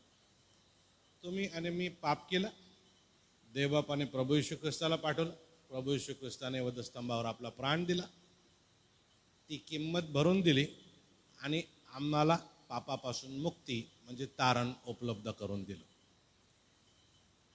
त्याला आपण प्रायश्चित्त म्हणतो.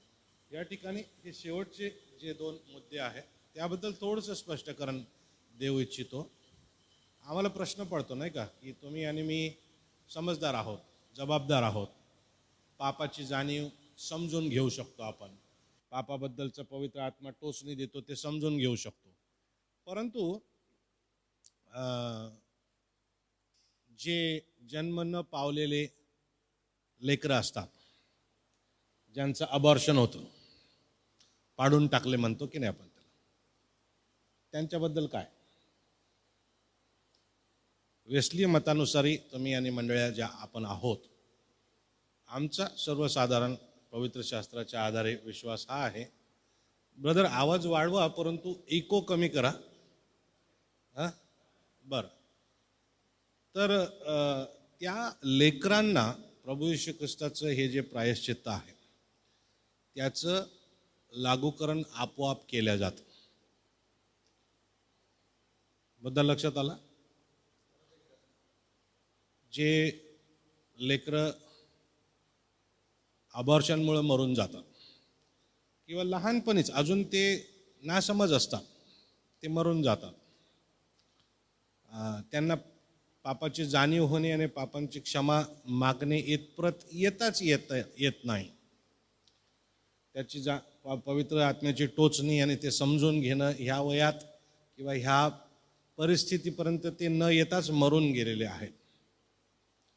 त्यांचं काय होतं, त्यांच्या तारणाबद्दल काय, त्यांच्या पापक्षमेबद्दल काय? तर त्यांच्यासाठी हे जे प्रायश्चित्त आहे ते देवाच्या कृपेने परिणामकारक बनवल्या जातं, देवाची कृपा लागू केल्या जाते, हे प्रायश्चित्त लागू केल्या जातं. त्याचा अर्थ असा नाही की कशाला लेकराला जन्म देता, आताच अबॉर्ट करून टाका, डायरेक्ट स्वर्गात जाईल, नाही का? तो महामूर्खपणा होईल.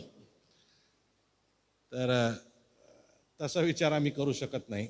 परंतु लेकरांबद्दल अशा परिस्थिती होतात, घडतात. जाणीवपूर्वकरित्या काही लोक ते करतात, काही लोक असमंजसपणामुळं तसं पाप करतात. परंतु हे जे लेकरं असतात ज्यांना ती संधीच भेटलेली नाही, त्यांच्याबद्दल, किंवा काही लेकरं ते मंदबुद्धी असतात, त्यांना तुम्ही कृतीने शब्दाने समजावून सांगू शकत नाही. हे ते सर्वसाधारण माणसासारखे नसतातच, ते त्यांचं डोकं विकसितच झालेलं नसतं. त्यांनासुद्धा हे प्रायश्चित्त कृपेने लागू केलं जातं, ते कृपेने परिणामकारक बनविल्या जातं. तुम्ही आणि मी जे समजदार आहोत, समंजस आहोत, पवित्र आत्म्याची टोचणी आम्हाला समजते, पवित्र आत्मा आमच्या अंतःकरणात कार्य करतो आणि म्हणतो तुझे डोळे काय करतात ते सांभाळ. आणि आमचं सुरूच असतं, कॅमेरे आमचे नको तिथे जातच राहतात.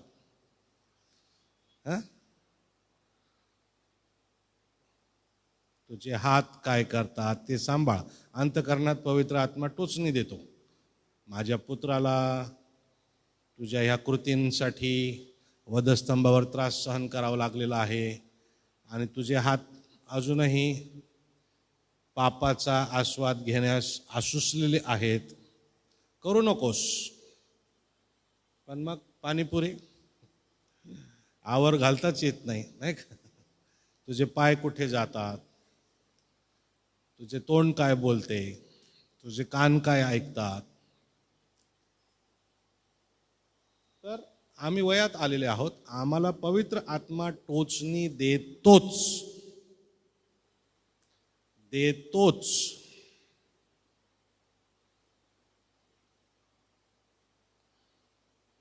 आणि त्या टोचणीला आम्ही प्रतिसाद जर दिला नाही तर मग आम्ही आमच्या पापासाठी जबाबदार राहणार. आधीच्या सिद्धांतामध्ये आपण ते बघितलेलं. तर जोपर्यंत आम्ही पश्चाताप करत नाही, विश्वास ठेवत नाही, तोपर्यंत याचं लागूकरण तुम्हाला आणि मला होत नाही. कारण काय? आम्ही जबाबदार आहोत नैतिकरित्या. आम्हाला नैतिकरित्या आमची जबाबदारी स्वीकारावी लागेल. आम्हाला नैतिकरित्या हो मी पापी आहे, मला पापांच्या क्षमेची गरज आहे हे मान्य करावं लागेल आणि मग पश्चाताप करून ते स्वीकारावं लागेल. पश्चाताप काय आहे ते आपण बघणार आहोत. ठीक आहे. काही प्रश्न असतील तर नोंद करून ठेवा, त्याच्याबद्दल आपण बोलणारच आहोत. बरं, तुमच्या शेजारच्या व्यक्तीला म्हणा तुम्ही सुंदर दिसता.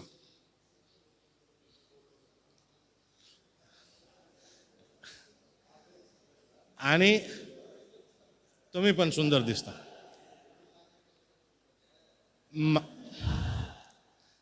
ग्लॅडविन सर म्हणे खोटं बोलू नका.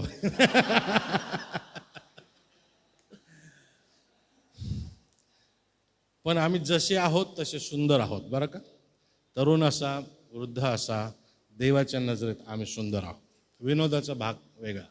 वी आर ब्युटिफुल, कारण आम्ही त्याच्या प्रतिमेत घडविलेले आहोत म्हणून आम्ही सुंदर आहोत. पुन्हा एकदा म्हणूया. तुम्ही सुंदर दिसता. तुम्ही सुंदर दिसता. तुम्ही सुंदर दिसता सर. हो मी पण सुंदर दिसतो. Yes, thank you. अजून एका महत्त्वाच्या सिद्धांताकडे आपण जाणार आहोत. काय झालंय की ओघाओघाने शब्द तुमच्यापर्यंत स्पष्ट करून तुम्हाला प्राप्त व्हावा ह्या प्रयत्नात वेळ जास्त जातो आहे. परंतु आता इथून पुढच्या सिद्धांतांमध्ये प्रयत्न हा राहणार आहे की लवकर आपल्याला संपवायचं. म्हणून लिहून घेत असाल तर फारच छान. परंतु पुढचा सिद्धांत जो आहे तो आहे पूर्वापारची कृपा किंवा स्वतंत्र इच्छाशक्तीचा सिद्धांत. ठीक आहे. त्याला इंग्लिशमध्ये प्रिव्हिनियंट ग्रेस असं म्हटलेलं आहे. प्रिव्हिनियंट ग्रेस किंवा त्याला इनेबलिंग ग्रेस असं सुद्धा म्हटलेलं आहे. सक्षम करणारी कृपा. ठीक आहे. तर ही काय आहे त्याच्याकडे आपण बघणार आहोत.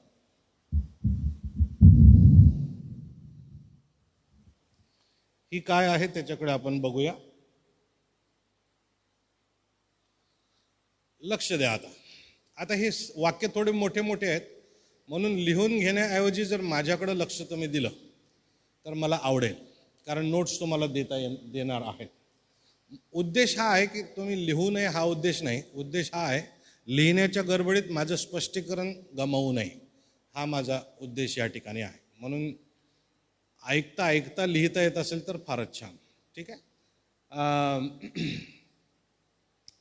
आम्हाला जेव्हा परमेश्वराच्या प्रतिमेचं बनवलं गेलं तेव्हापासून आम्हाला बरं वाईट ओळखण्याची शक्ती दिलेली आहे. ओके. आदामाला बनवलं, हवेला बनवलं, त्यांना बरं वाईट ओळखण्याची शक्ती होती. तुम्हाला आणि मलाही आहे. म्हणजेच नैतिकरित्या ते जबाबदार आहे. बरं आणि वाईट यामधून योग्य ते निवडण्यास ते जबाबदार होते. तुम्ही आणि मी सुद्धा जबाबदार. इतकं लक्षात आलं.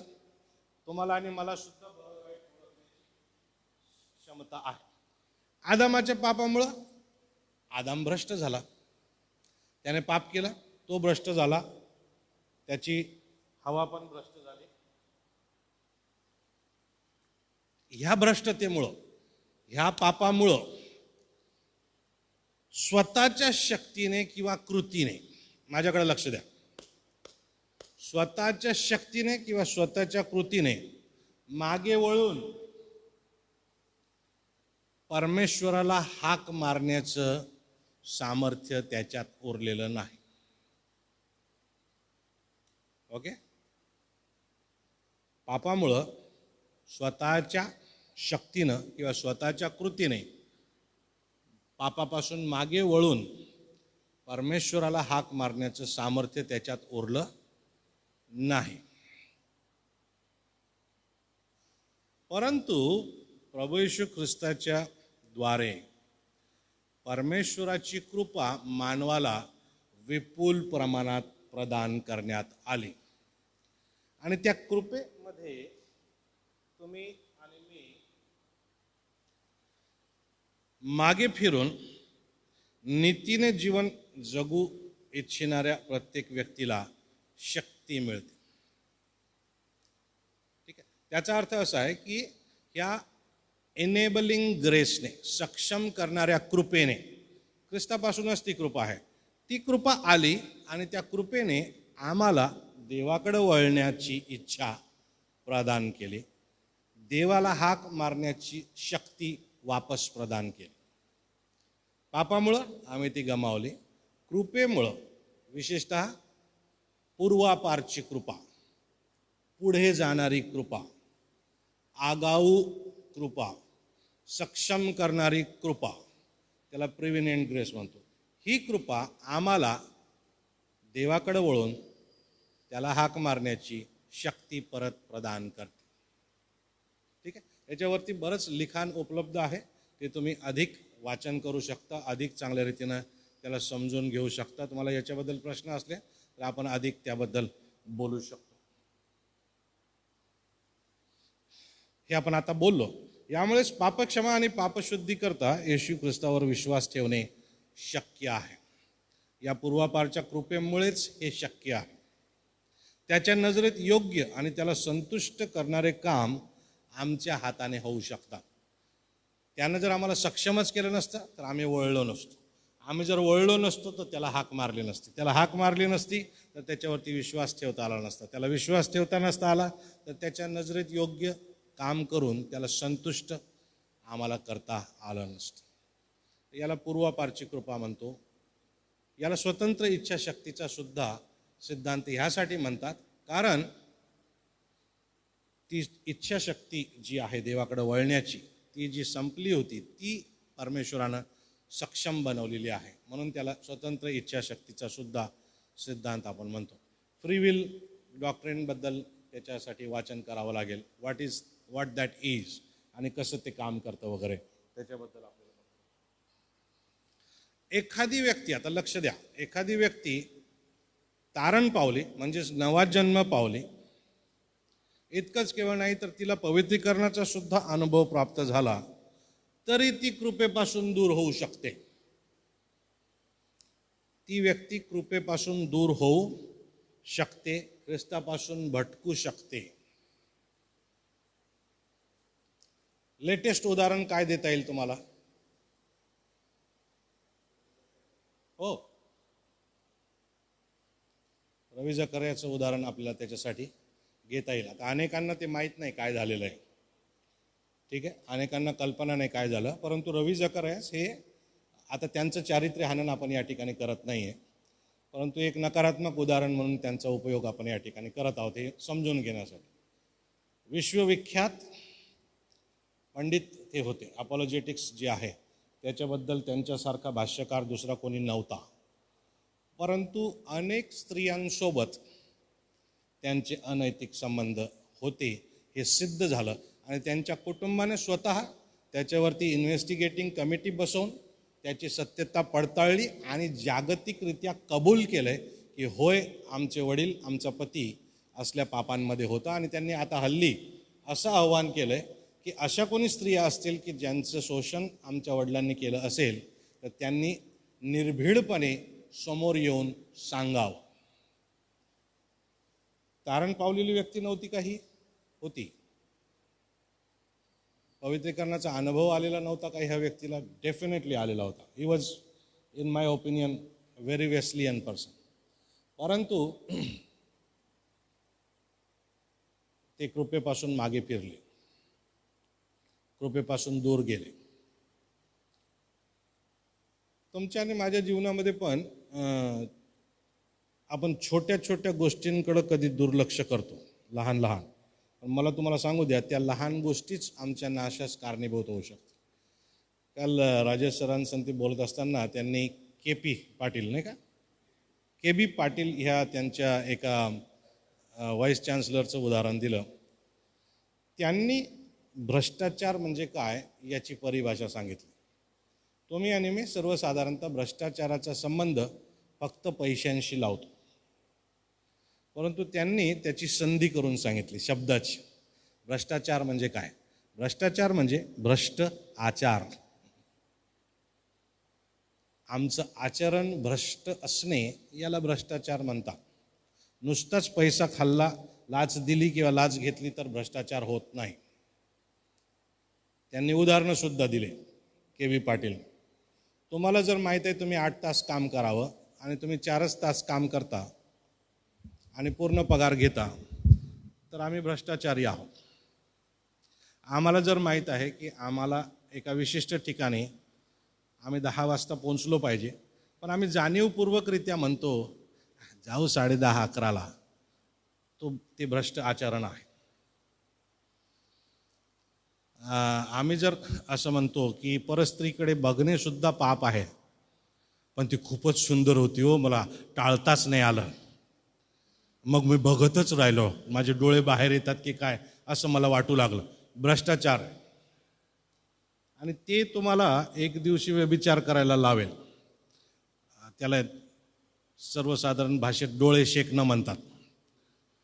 तर ते अशी सवय असेल तर एक दिवशी भ्रष्टाचार तुमचा इतका वाढेल की तुम्ही पापात पडाल. क्लासिक उदाहरण कोणतं आहे? डोळ्यांपासून शरीरांपर्यंत कोणाचं पाप पोचलं? दाविदाच. तुम्ही आणि मी काही स्पेशल नाही आहे, आपणही मानव आहोत, म्हणून आम्हाला जागरूक राहावं लागेल. ओके, बारीक बारीक गोष्टी असतात, छोट्या छोट्या गोष्टी असतात, लहान लहान गोष्टी असतात, तर त्या गोष्टी आम्हाला आमच्या नाशास कारणीभूत होऊ शकतात. म्हणून जागृत राहूया या दिवसांमध्ये. बरं, वापस कृपेच्या सिद्धांताकडे आपण बघत आहोत, पूर्वापारच्या कृपेच्या सिद्धांताकडे. आणि जी व्यक्ती कृपेपासून फिरली, जी व्यक्ती ख्रिस्तापासून भटकली, अशा व्यक्तीने जर पश्चाताप केला नाही तर ती व्यक्ती अनंतकालिक नाशापर्यंत जाईल. पश्चाताप नाही, नाश ठरलेला आहे. पश्चाताप काय ते अजून आपण सविस्तर बघणार आहोत, परंतु पश्चाताप एका ओळीत जर सांगायचा, 180च्या कोनामध्ये बदल. आमच्या आचरणामध्ये, जगण्यामध्ये 180च्या कोनातला बदल. आम्ही इकडे जात आहोत नरकाच्या वाटेवर, ख्रिस्त भेटतो आणि आम्ही बदलतो, आमचं पूर्ण जीवन बदलतो. जर आम्ही बदलत नाही, जर आम्ही फिरत नाही, जर आम्ही पश्चाताप करत नाही, तर अनंतकालिक नाशापर्यंत आम्ही जाऊ शकतो. त्याच्यासाठी मग कोणतीच आशा उरत नाही. पश्चातापाशिवाय आशा नाही, हे आम्ही लक्षामध्ये घेऊ. पुढचा सिद्धांत पश्चातापाचा सिद्धांत आहे, तर त्याच्यात आपण अधिक ते बघणार आहोत. परंतु पूर्वापारची कृपा लक्षात आली का? एक महत्त्वाची बाब लक्षात यामध्ये ठेवण्याची ही आहे, आम्ही नैतिकरित्या जबाबदार आहोत. आदामाच्या पापामुळं मूळ पाप आमच्यात आलेलं आहे आणि ह्या पापानं आमच्या जीवनात घर केल्यामुळं आम्ही स्वतःहून देवाकडे वळून त्याला हाक मारण्यास सक्षम नव्हतो. परंतु देवाच्या पूर्वापारच्या कृपेने, आधी जाणाऱ्या कृपेने, पुढे जाणाऱ्या कृपेने आम्हाला सक्षम केले आहे, जेणेकरून आम्ही देवाकडे वळू शकतो. ठीक आहे. आणि हा जागतिकरित्या, आपण ज्या वेस्लीय मतानुसारी मंडळी आहोत, हा जागतिकरित्या स्वीकृत सिद्धांत आहे. याच्याबद्दल जास्त बोललं जात नाही, याच्याबद्दल जास्त उपदेश केले जात नाही, जे केले जाणे आवश्यक आहे. ठीक आहे. तर हे लक्षामध्ये ठेवा. याची टिपणं, याच्या नोट्स तुम्हाला मिळणार आहेत. हे मुद्देसुद्धा तुम्हाला आम्ही देणार आहोत, काळजी करू नका. आणि माझ्याकडे एक पुस्तक आहे, ते पुस्तक काल मी लॅडविन सरांसंती बोलत होतो. सर, मी त्याच्या नोट्स तुमच्याकडे पाठवेन, त्या सर्वांपर्यंत आपण पोहोचत्या करूया. त्या पुस्तकाचं नाव आहे, इंग्रजी जास्त चांगलं समजत असेल तर OM वरून ऑर्डर करा. मला असं वाटतं 179 रुपयाला ते पुस्तक उपलब्ध आहे. God's great salvation. God's great salvation OM मध्ये फार स्वस्त पुस्तक ते उपलब्ध आहे. अमेरिकन डॉलर्समध्ये जर तुम्ही घेतलं तर 2-2.5 हजाराला पुस्तक पडेल, परंतु आपल्या OMकडे ते फार स्वस्तात उपलब्ध आहे. मराठीत त्याच्या काही प्रिंट्स आमच्याकडे होत्या, त्या संपल्या. अनेक वर्षांपूर्वी डॉक्टर मेश्रामकरांनी ते गोठोसकरांकडून भाषांतरित करून घेतलेलं होतं. त्यामध्ये हे सगळे सिद्धांत पानच्या पानं विस्तृतरित्या स्पष्ट करून मांडलेले आहेत. वेस्ली ड्युअल यांचं ते पुस्तक आहे. वेस्ली ड्युअल भारतामध्ये मिशनरी होते अनेक वर्ष. प्रार्थना या विषयावरती त्यांचा हात खडा होता. तर ते पुस्तकाच्या नोट्स मी तुमच्यापर्यंत पोहोचवेन, सरांकडे पाठवेन, तुमच्याकडे ते येतील. ठीक आहे. ओके, काही प्रश्न असतील पूर्वापारच्या कृपेबद्दल, सक्षम करणाऱ्या कृपेबद्दल, पुढे जाणाऱ्या कृपेबद्दल?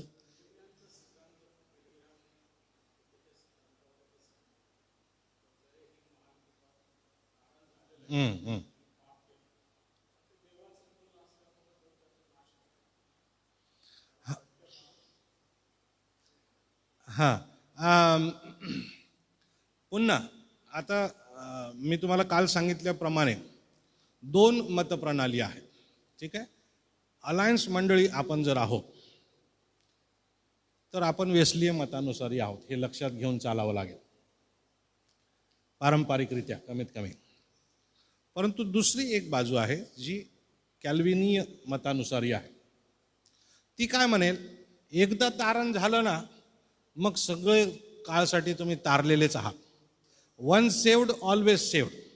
मग तुम्ही पापही केलं तरी स्वर्गातच जाणार, कारण देवाच्या रक्ताने ते तुम्हाला कव्हर करून घेतलेलं आहे. ओके. बिली ग्रॅहम मुळात बॅप्टिस्ट चर्चचे होते, कॅल्विन मतानुसारी ते होते. हेही आम्हाला लक्षात ठेवावं लागेल. आता जसजसं हे ईश्वर विज्ञानाचा आपण अभ्यास करतो ना, आपण त्याच्यामध्ये वाढत जातो, परंतु त्याच्यासोबतच ते जबरदस्त सुवार्थ प्रसारकीय सुद्धा होते. कॅल्विन मतानुसारी व्यक्ती म्हणेल, ज्यांचं तारण व्हायचं आहे ते देवाने आधीच ठरवून ठेवलेलं आहे, पण ते त्यांना माहीत नाही म्हणून तुम्ही सुवार्थ सांगा. प्रीडेस्टिनेशन, आधीच पूर्वनिश्चित आहे असं ते म्हणते. त्याच्यात जाऊ नये आता, आपण नंतर जाऊ, पुढचे सिद्धांत शिकायचे. त्याच्याबद्दल प्रश्न होता का? विचार.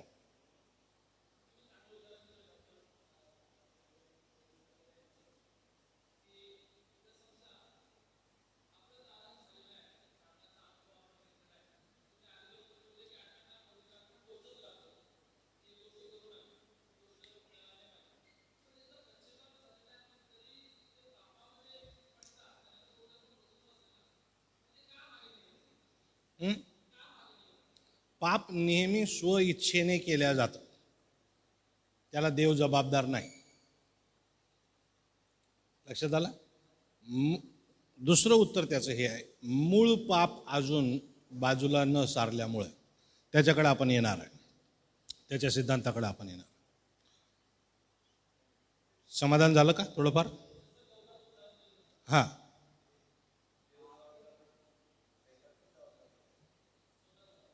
हां, त्याने जे व्हायरस टाकायचा होता ना तो टाकून दिलेला आहे.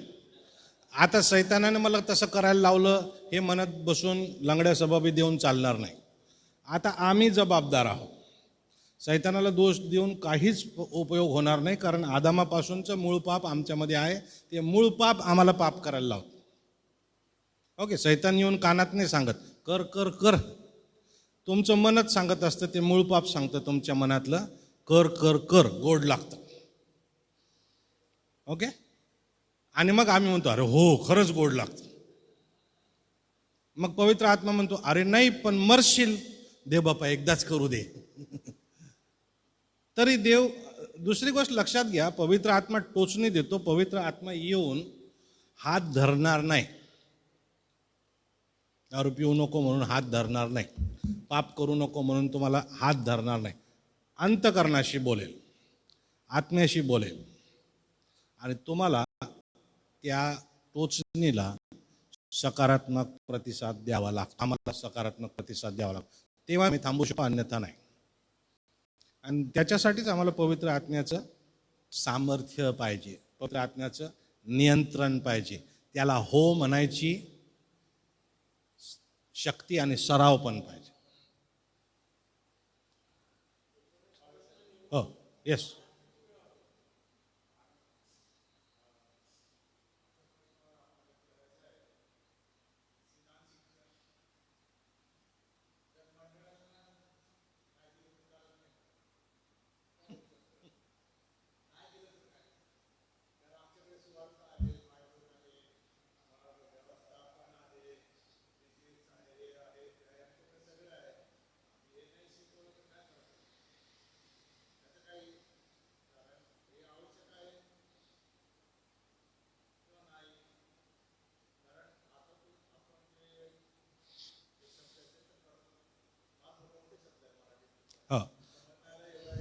प्रश्न लक्षात आला का सरांचा?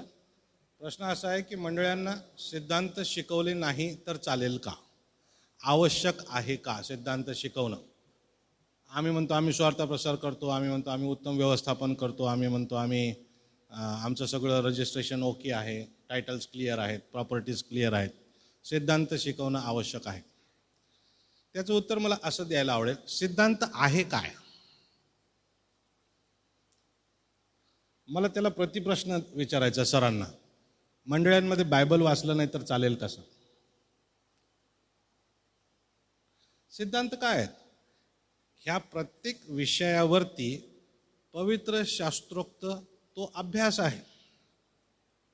संपूर्ण पवित्र शास्त्र त्या विषयाबद्दल काय शिकवतं हे आम्ही सिद्धांताद्वारे लोकांना शिकवत आहोत. आणि ते जर त्यांना शिकवलं नाही तर ते अर्धवट राहणार आहेत, कुपोषित ख्रिस्ती ते राहतील. सोशल क्लब होईल आमचा चर्च, आध्यात्मिक केंद्र राहणार नाहीत. ते सामाजिक केंद्र बनतील, ज्या ठिकाणी आम्ही एकत्र येतो, जेवतो, खावतो आणि जातो घरी. तर नाही, इट्स नेसेसरी, इट्स बेसिक, त्याच्यावरच मंडळ्या उभारल्या जातात. म्हणून हे आवश्यक आहे, त्याच्याशिवाय आम्हाला मंडळ्या चालवता येणार नाही. इट इज नेसेसरी, ते शिकवावंच लागेल. स्वार्थ प्रसार केला. आता अनेक लोकांना मी भेटत आहे या दिवसांमध्ये सर, अनेक लोकांना मी भेटत आहे. त्यांना मी विचारतो की का हो काय करता? मी सेवा करतो. अरे वा, फार छान. कशी सेवा करता? माझ्या घरी भक्ती भरते. फारच उत्तम. काय करता भक्तीमध्ये? मी प्रार्थना करतो. फारच उत्तम. मग काय होतं? मग लोक बरे होतात. अच्छा, मग काय होतं? मग ते घरी जातात. मग काय होतं? ते अजून लोकांना प्रार्थनेला घेऊन येतात. मग काय होतं? ते अजून लोकांना प्रार्थना करायला घेऊन येतात. मग काय झालं? मग आता आम्ही टिनाचं शेड बांधलं लोकांना बसायसाठी. अच्छा, तुमचे साक्ष सांगाल का? काय झालं? माझा पाय खूप दुखत होता बघा. मग मी एका चर्चमध्ये गेलो, त्या ठिकाणच्या पाळक साहेबांनी माझ्यासाठी प्रार्थना केली आणि 2 आठवडे सतत गेल्यानंतर माझा पाय ठीक झाला. म्हटलं मग त्याच्यानंतर मी चालू केली प्रार्थना करणं. अरे नाही, पण ते तारण कधी झालं? ते काय असतं? अहो, पापांची क्षमा झाली का? तसं काय शिकवलं नाही पाळक साहेबांनी आमच्या. ते प्रार्थना करत होते, मी बरा झालो. मी प्रार्थना करतो, दुसरे बरे होतात. आमच्या घरी भक्ती भरते, मी सेवा करतो. देव सिद्धांत कुठे गेला? पश्चातापाचा सिद्धांत कुठे गेला? येशू ख्रिस्तानं काय केलं? मग मी त्यांना विचारलं की बा येशू ख्रिस्ताने तुमच्यासाठी काय केलं? मला बरं केलं ना. तुम्ही काय सांगता लोकांना? आम्ही तेच सांगतो, येशू ख्रिस्ताकडे या, येशू ख्रिस्त बरं करतो. म्हणजे येशू ख्रिस्त आता बाबाजी झालेत आणि हे त्यांचे छोटे बाबाजी झाले. असे 2-3 व्यक्ती मागच्या काही दिवसांमध्ये माझ्याकडे आले. मी त्यांना संपूर्ण शुभवर्तमान समजून सांगितलं. ते म्हटले, पाळक साहेब हे आम्हाला माहीतच नव्हतं. म्हटलं असं झालं की चौकामध्ये एका पक्षाचं ऑफिस होतं. तुम्ही पक्षाच्या ऑफिसमध्ये बसू लागले आणि त्या पक्षाचं लेबल लावून घेतलं. पण पक्ष असतो कशासाठी? पक्षाचे मूल्य काय आहेत? कोणत्या गोष्टी त्या करू इच्छितात समाजासाठी? हे तुम्हाला काहीही माहीत नाही. अगदी बरोबर. सो सरांचं उत्तर, त्यांना उत्तर माहीत नाही अशातली बाब नाही. त्यांनी जाणीवपूर्वकरित्या तो प्रश्न विचारलेला आहे, हे मी समजू शकतो. परंतु मंडळांमध्ये हे शिक्षण देणं फार गरजेचं आहे, आवश्यक आहे. म्हणूनच आपण इथे हे करत आहोत. आणि हे बुलेट पॉईंट्स तुम्हाला देण्यामागचा उद्देश हा आहे की तुम्ही त्याच्यावरती अधिक अभ्यास करावा आणि अधिक विस्तृतरित्या तुमच्या मंडळांना तुम्ही शिकवावं. Yes sir.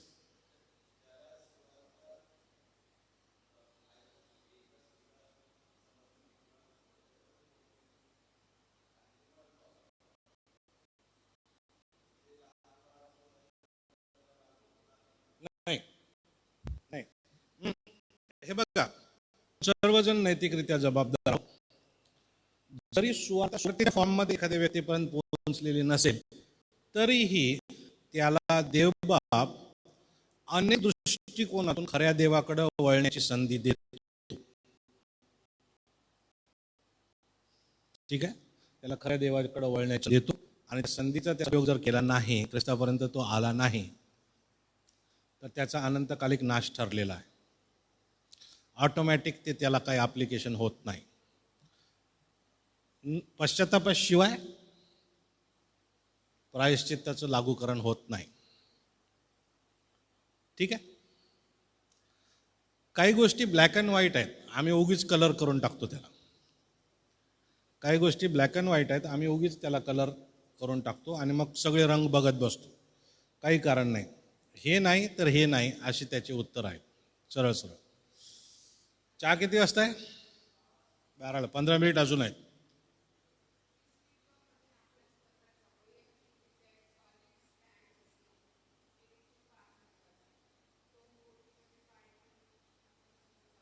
फार छान. ख्रिस्ती व्यक्तीचा स्वतःचा सॉलिड स्टँड असणं आवश्यक आहे. म्हणजे स्वतःचं एक अतिशय खंबीर मत असणं, ठाम मत असणं आवश्यक आहे. एक पाय या बोटीत आणि एक पाय या बोटीत असं ठेवून आम्हाला ख्रिस्ती जीवन जगता येत नाही.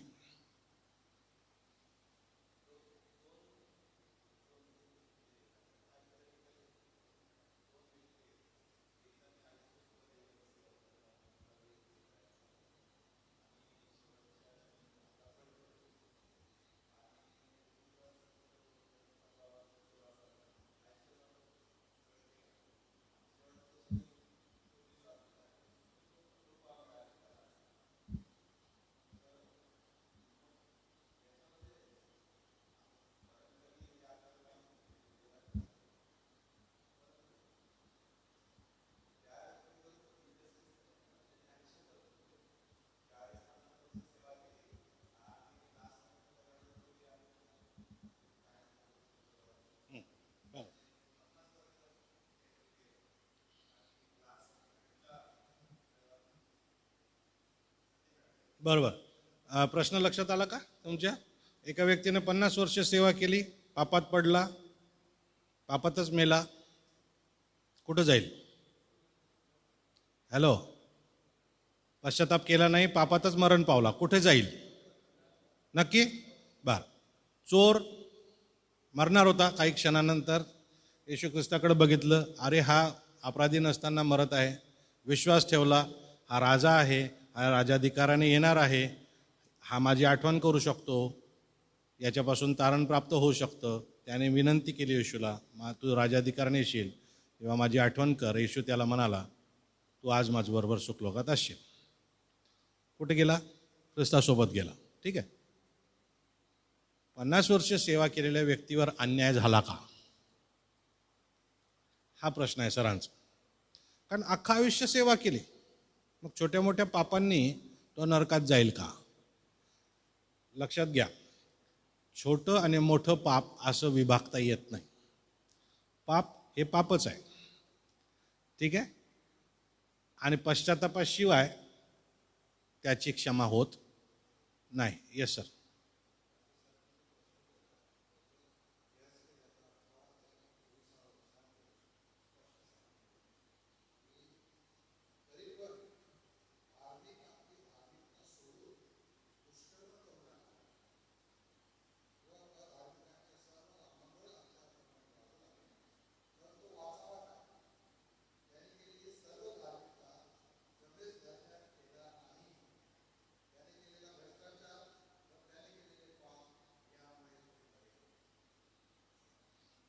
बायबल क्लिअर आहे या गोष्टींबद्दल अतिशय. पुन्हा मुद्दाम प्रश्न विचारलेला आहे.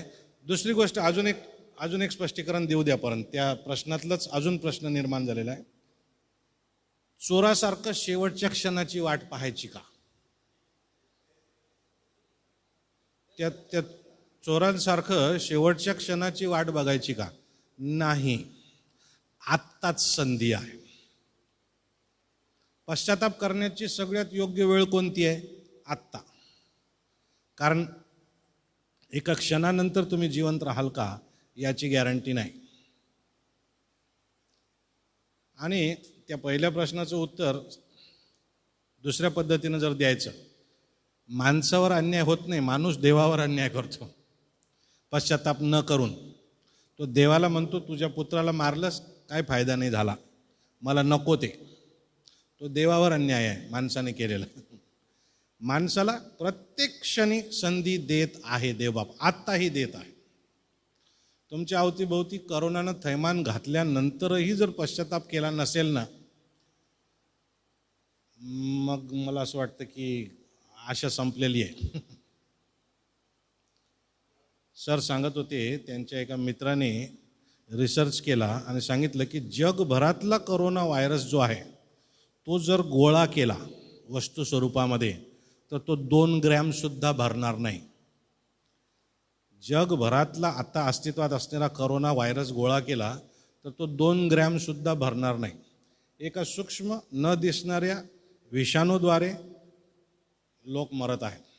आणि हे समजूनसुद्धा जर आम्ही सुधरत नसू किंवा पश्चाताप होत नसेल, पश्चातापाकडे आम्ही जात नसू, मग आमच्यासारखे निबरघट आम्हीच. म्हणून संधी आहे आपल्याला आत्ताच. आम्ही वळायला पाहिजे, आम्ही फिरायला पाहिजे, आम्ही पश्चाताप करायलाच पाहिजे. आम्ही जरी पुढारी आहोत, आम्ही जरी सेवक आहोत, तरी आम्ही सुद्धा चुकू शकतो, आम्ही सुद्धा पडू शकतो, आम्ही सुद्धा पाप करू शकतो. Yes sir.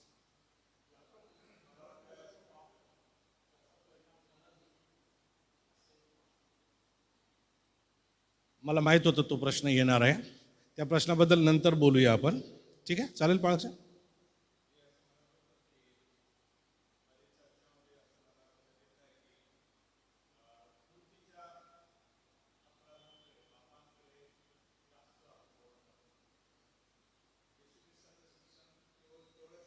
बरोबर.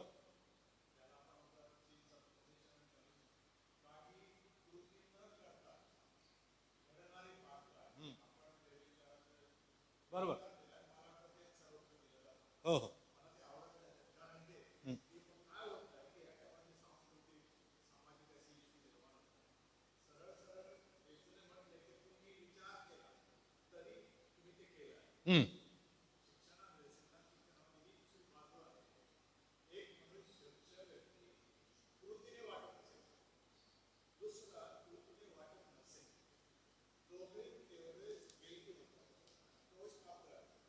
येस. हो.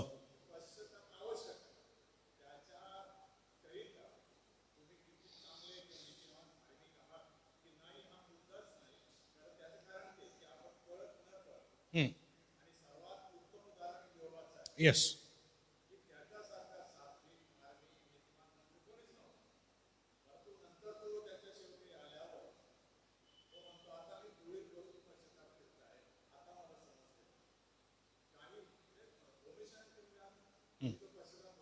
हो हो.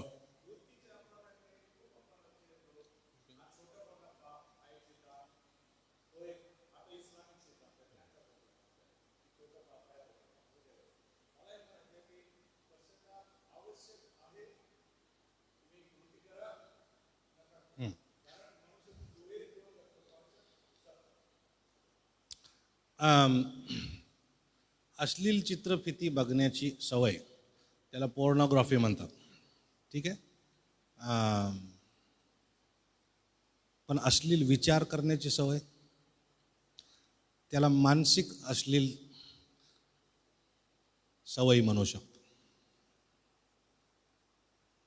मानसिकरित्या सुद्धा ते पाप केल्या जाऊ शकतं. पुन्हा जरी ते वैचारिक आहे तरी त्याला कृतीतलं म्हणता येईल आपल्याला, कारण यू आर डुईंग इट. तुम्ही करत आहात ते मानसिकरित्या का होईना, पण तुम्ही करतच आहात. ती कृतीच आहे. विचार करणे ही कृतीच आहे. पुन्हा त्याला कृतीतच पाप आम्हाला म्हणावं लागेल. ठीक आहे. तर छान, खूप सुंदर प्रश्न विचारत आहात तुम्ही. आमचे विचार त्याच्यामुळं जास्त जागृत होत आहेत. Thank you so much. येस.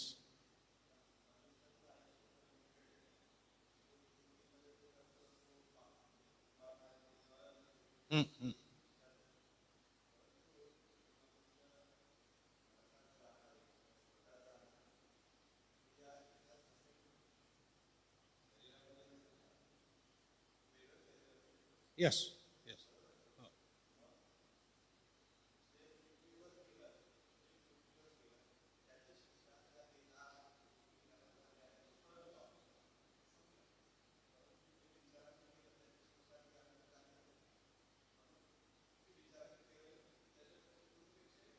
हो.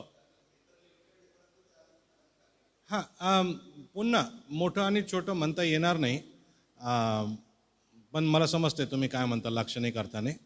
परंतु पाप हे पुन्हा पापच आहे. मानसिक करा, शारीरिक करा,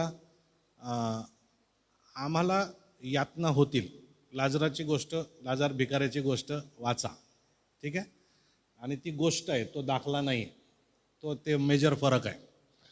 त्याच्यामध्ये नावं वापरलेली आहेत, निश्चित स्थळं सांगितलेली आहेत. तर तो दाखला नाही, ती गोष्ट आहे, ती सत्य आहे ख्रिस्तानं सांगितलेलं. आणि तुम्ही आणि मी त्याच्यावरून शिकून घ्यायचं की अधोलोक हे यातनामय छळ त्रास सहन करण्याचं ठिकाण आहे. आमचं तारण झालेलं नसेल तर आमचा आत्मा त्या ठिकाणी जाईल, वाट बघेल न्यायनिवाड्यानंतर. अधोलोकातले आत्मे आणि सैतान या सगळ्यांना नरकात टाकण्यात येईल आणि त्याही ठिकाणी यातना होतील, ठीक आहे. त्याही ठिकाणी हो ते आहेच. शारीरिक मरण येणारच आहे, परंतु शरीरानं जिवंत असताना आध्यात्मिक पुनरुज्जीवन, आध्यात्मिक नवा जन्म साधून घेणं गरजेचंच आहे. आणि पश्चाताप ही दररोजची कृती असावी. कोणीतरी एका संस्थेचे प्रमुख होते, मला आठवत नाही ते कोणत्या संस्थेचे प्रमुख होते, परंतु ते असं म्हणायचे की दर 3 मिनिटाला मी माझ्या जीवनाचं परीक्षण करतो, जाणीवपूर्वकरित्या, की मागच्या 3 मिनिटात मी कसा वागलो, कसा बोललो, कसा जगलो, कसा राहिलो, मी पाप केलं का, उजळणी करतो. आणि ते याच्याकडे अंगुली निर्देश करतं की तुम्ही आणि मी सदैव जागृत राहावं. आम्ही जागृत राहावं की देवाला मी असंतुष्ट केलेलं आहे का, देवाला मी दुखावलंय का, देवाच्या ज्ञात नियमाचं मी उल्लंघन करत आहे का. तर ते आम्ही रोज करावं. आणि कधी तयार असलं पाहिजे आपण देवाला भेटायला?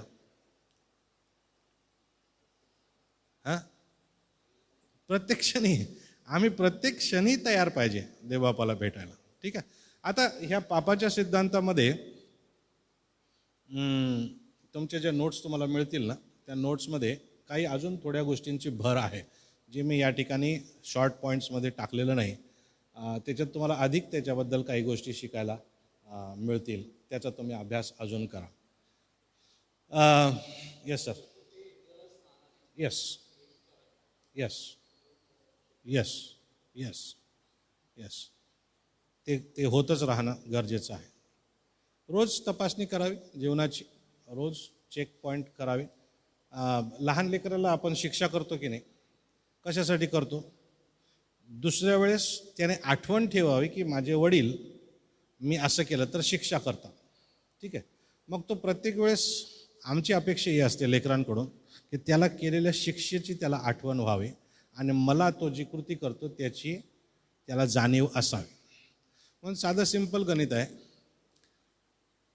मी जे काय बोलणार आहे, मी जे काही करणार आहे, मी जे काही करतो, मी जे काही बोलतो, ते देवाला आवडतं का? हा प्रश्न लक्षात ठेवणे म्हणजेच देवाचं भय बाळगणे आहे. हा प्रश्न मनात ठेवून कृती करणे म्हणजेच देवाचं भय बाळगून जीवन जगणे आहे. देवाला आवडतं का? हो, इट्स ओके. देवाला आवडणार नाही का? नाही, मी हे करणार नाही. साधं गणित आहे, साधं सोपं ते आहे. ओके, मला असं वाटतं चहा आलेला आहे. चहा आला का? बरं, येस.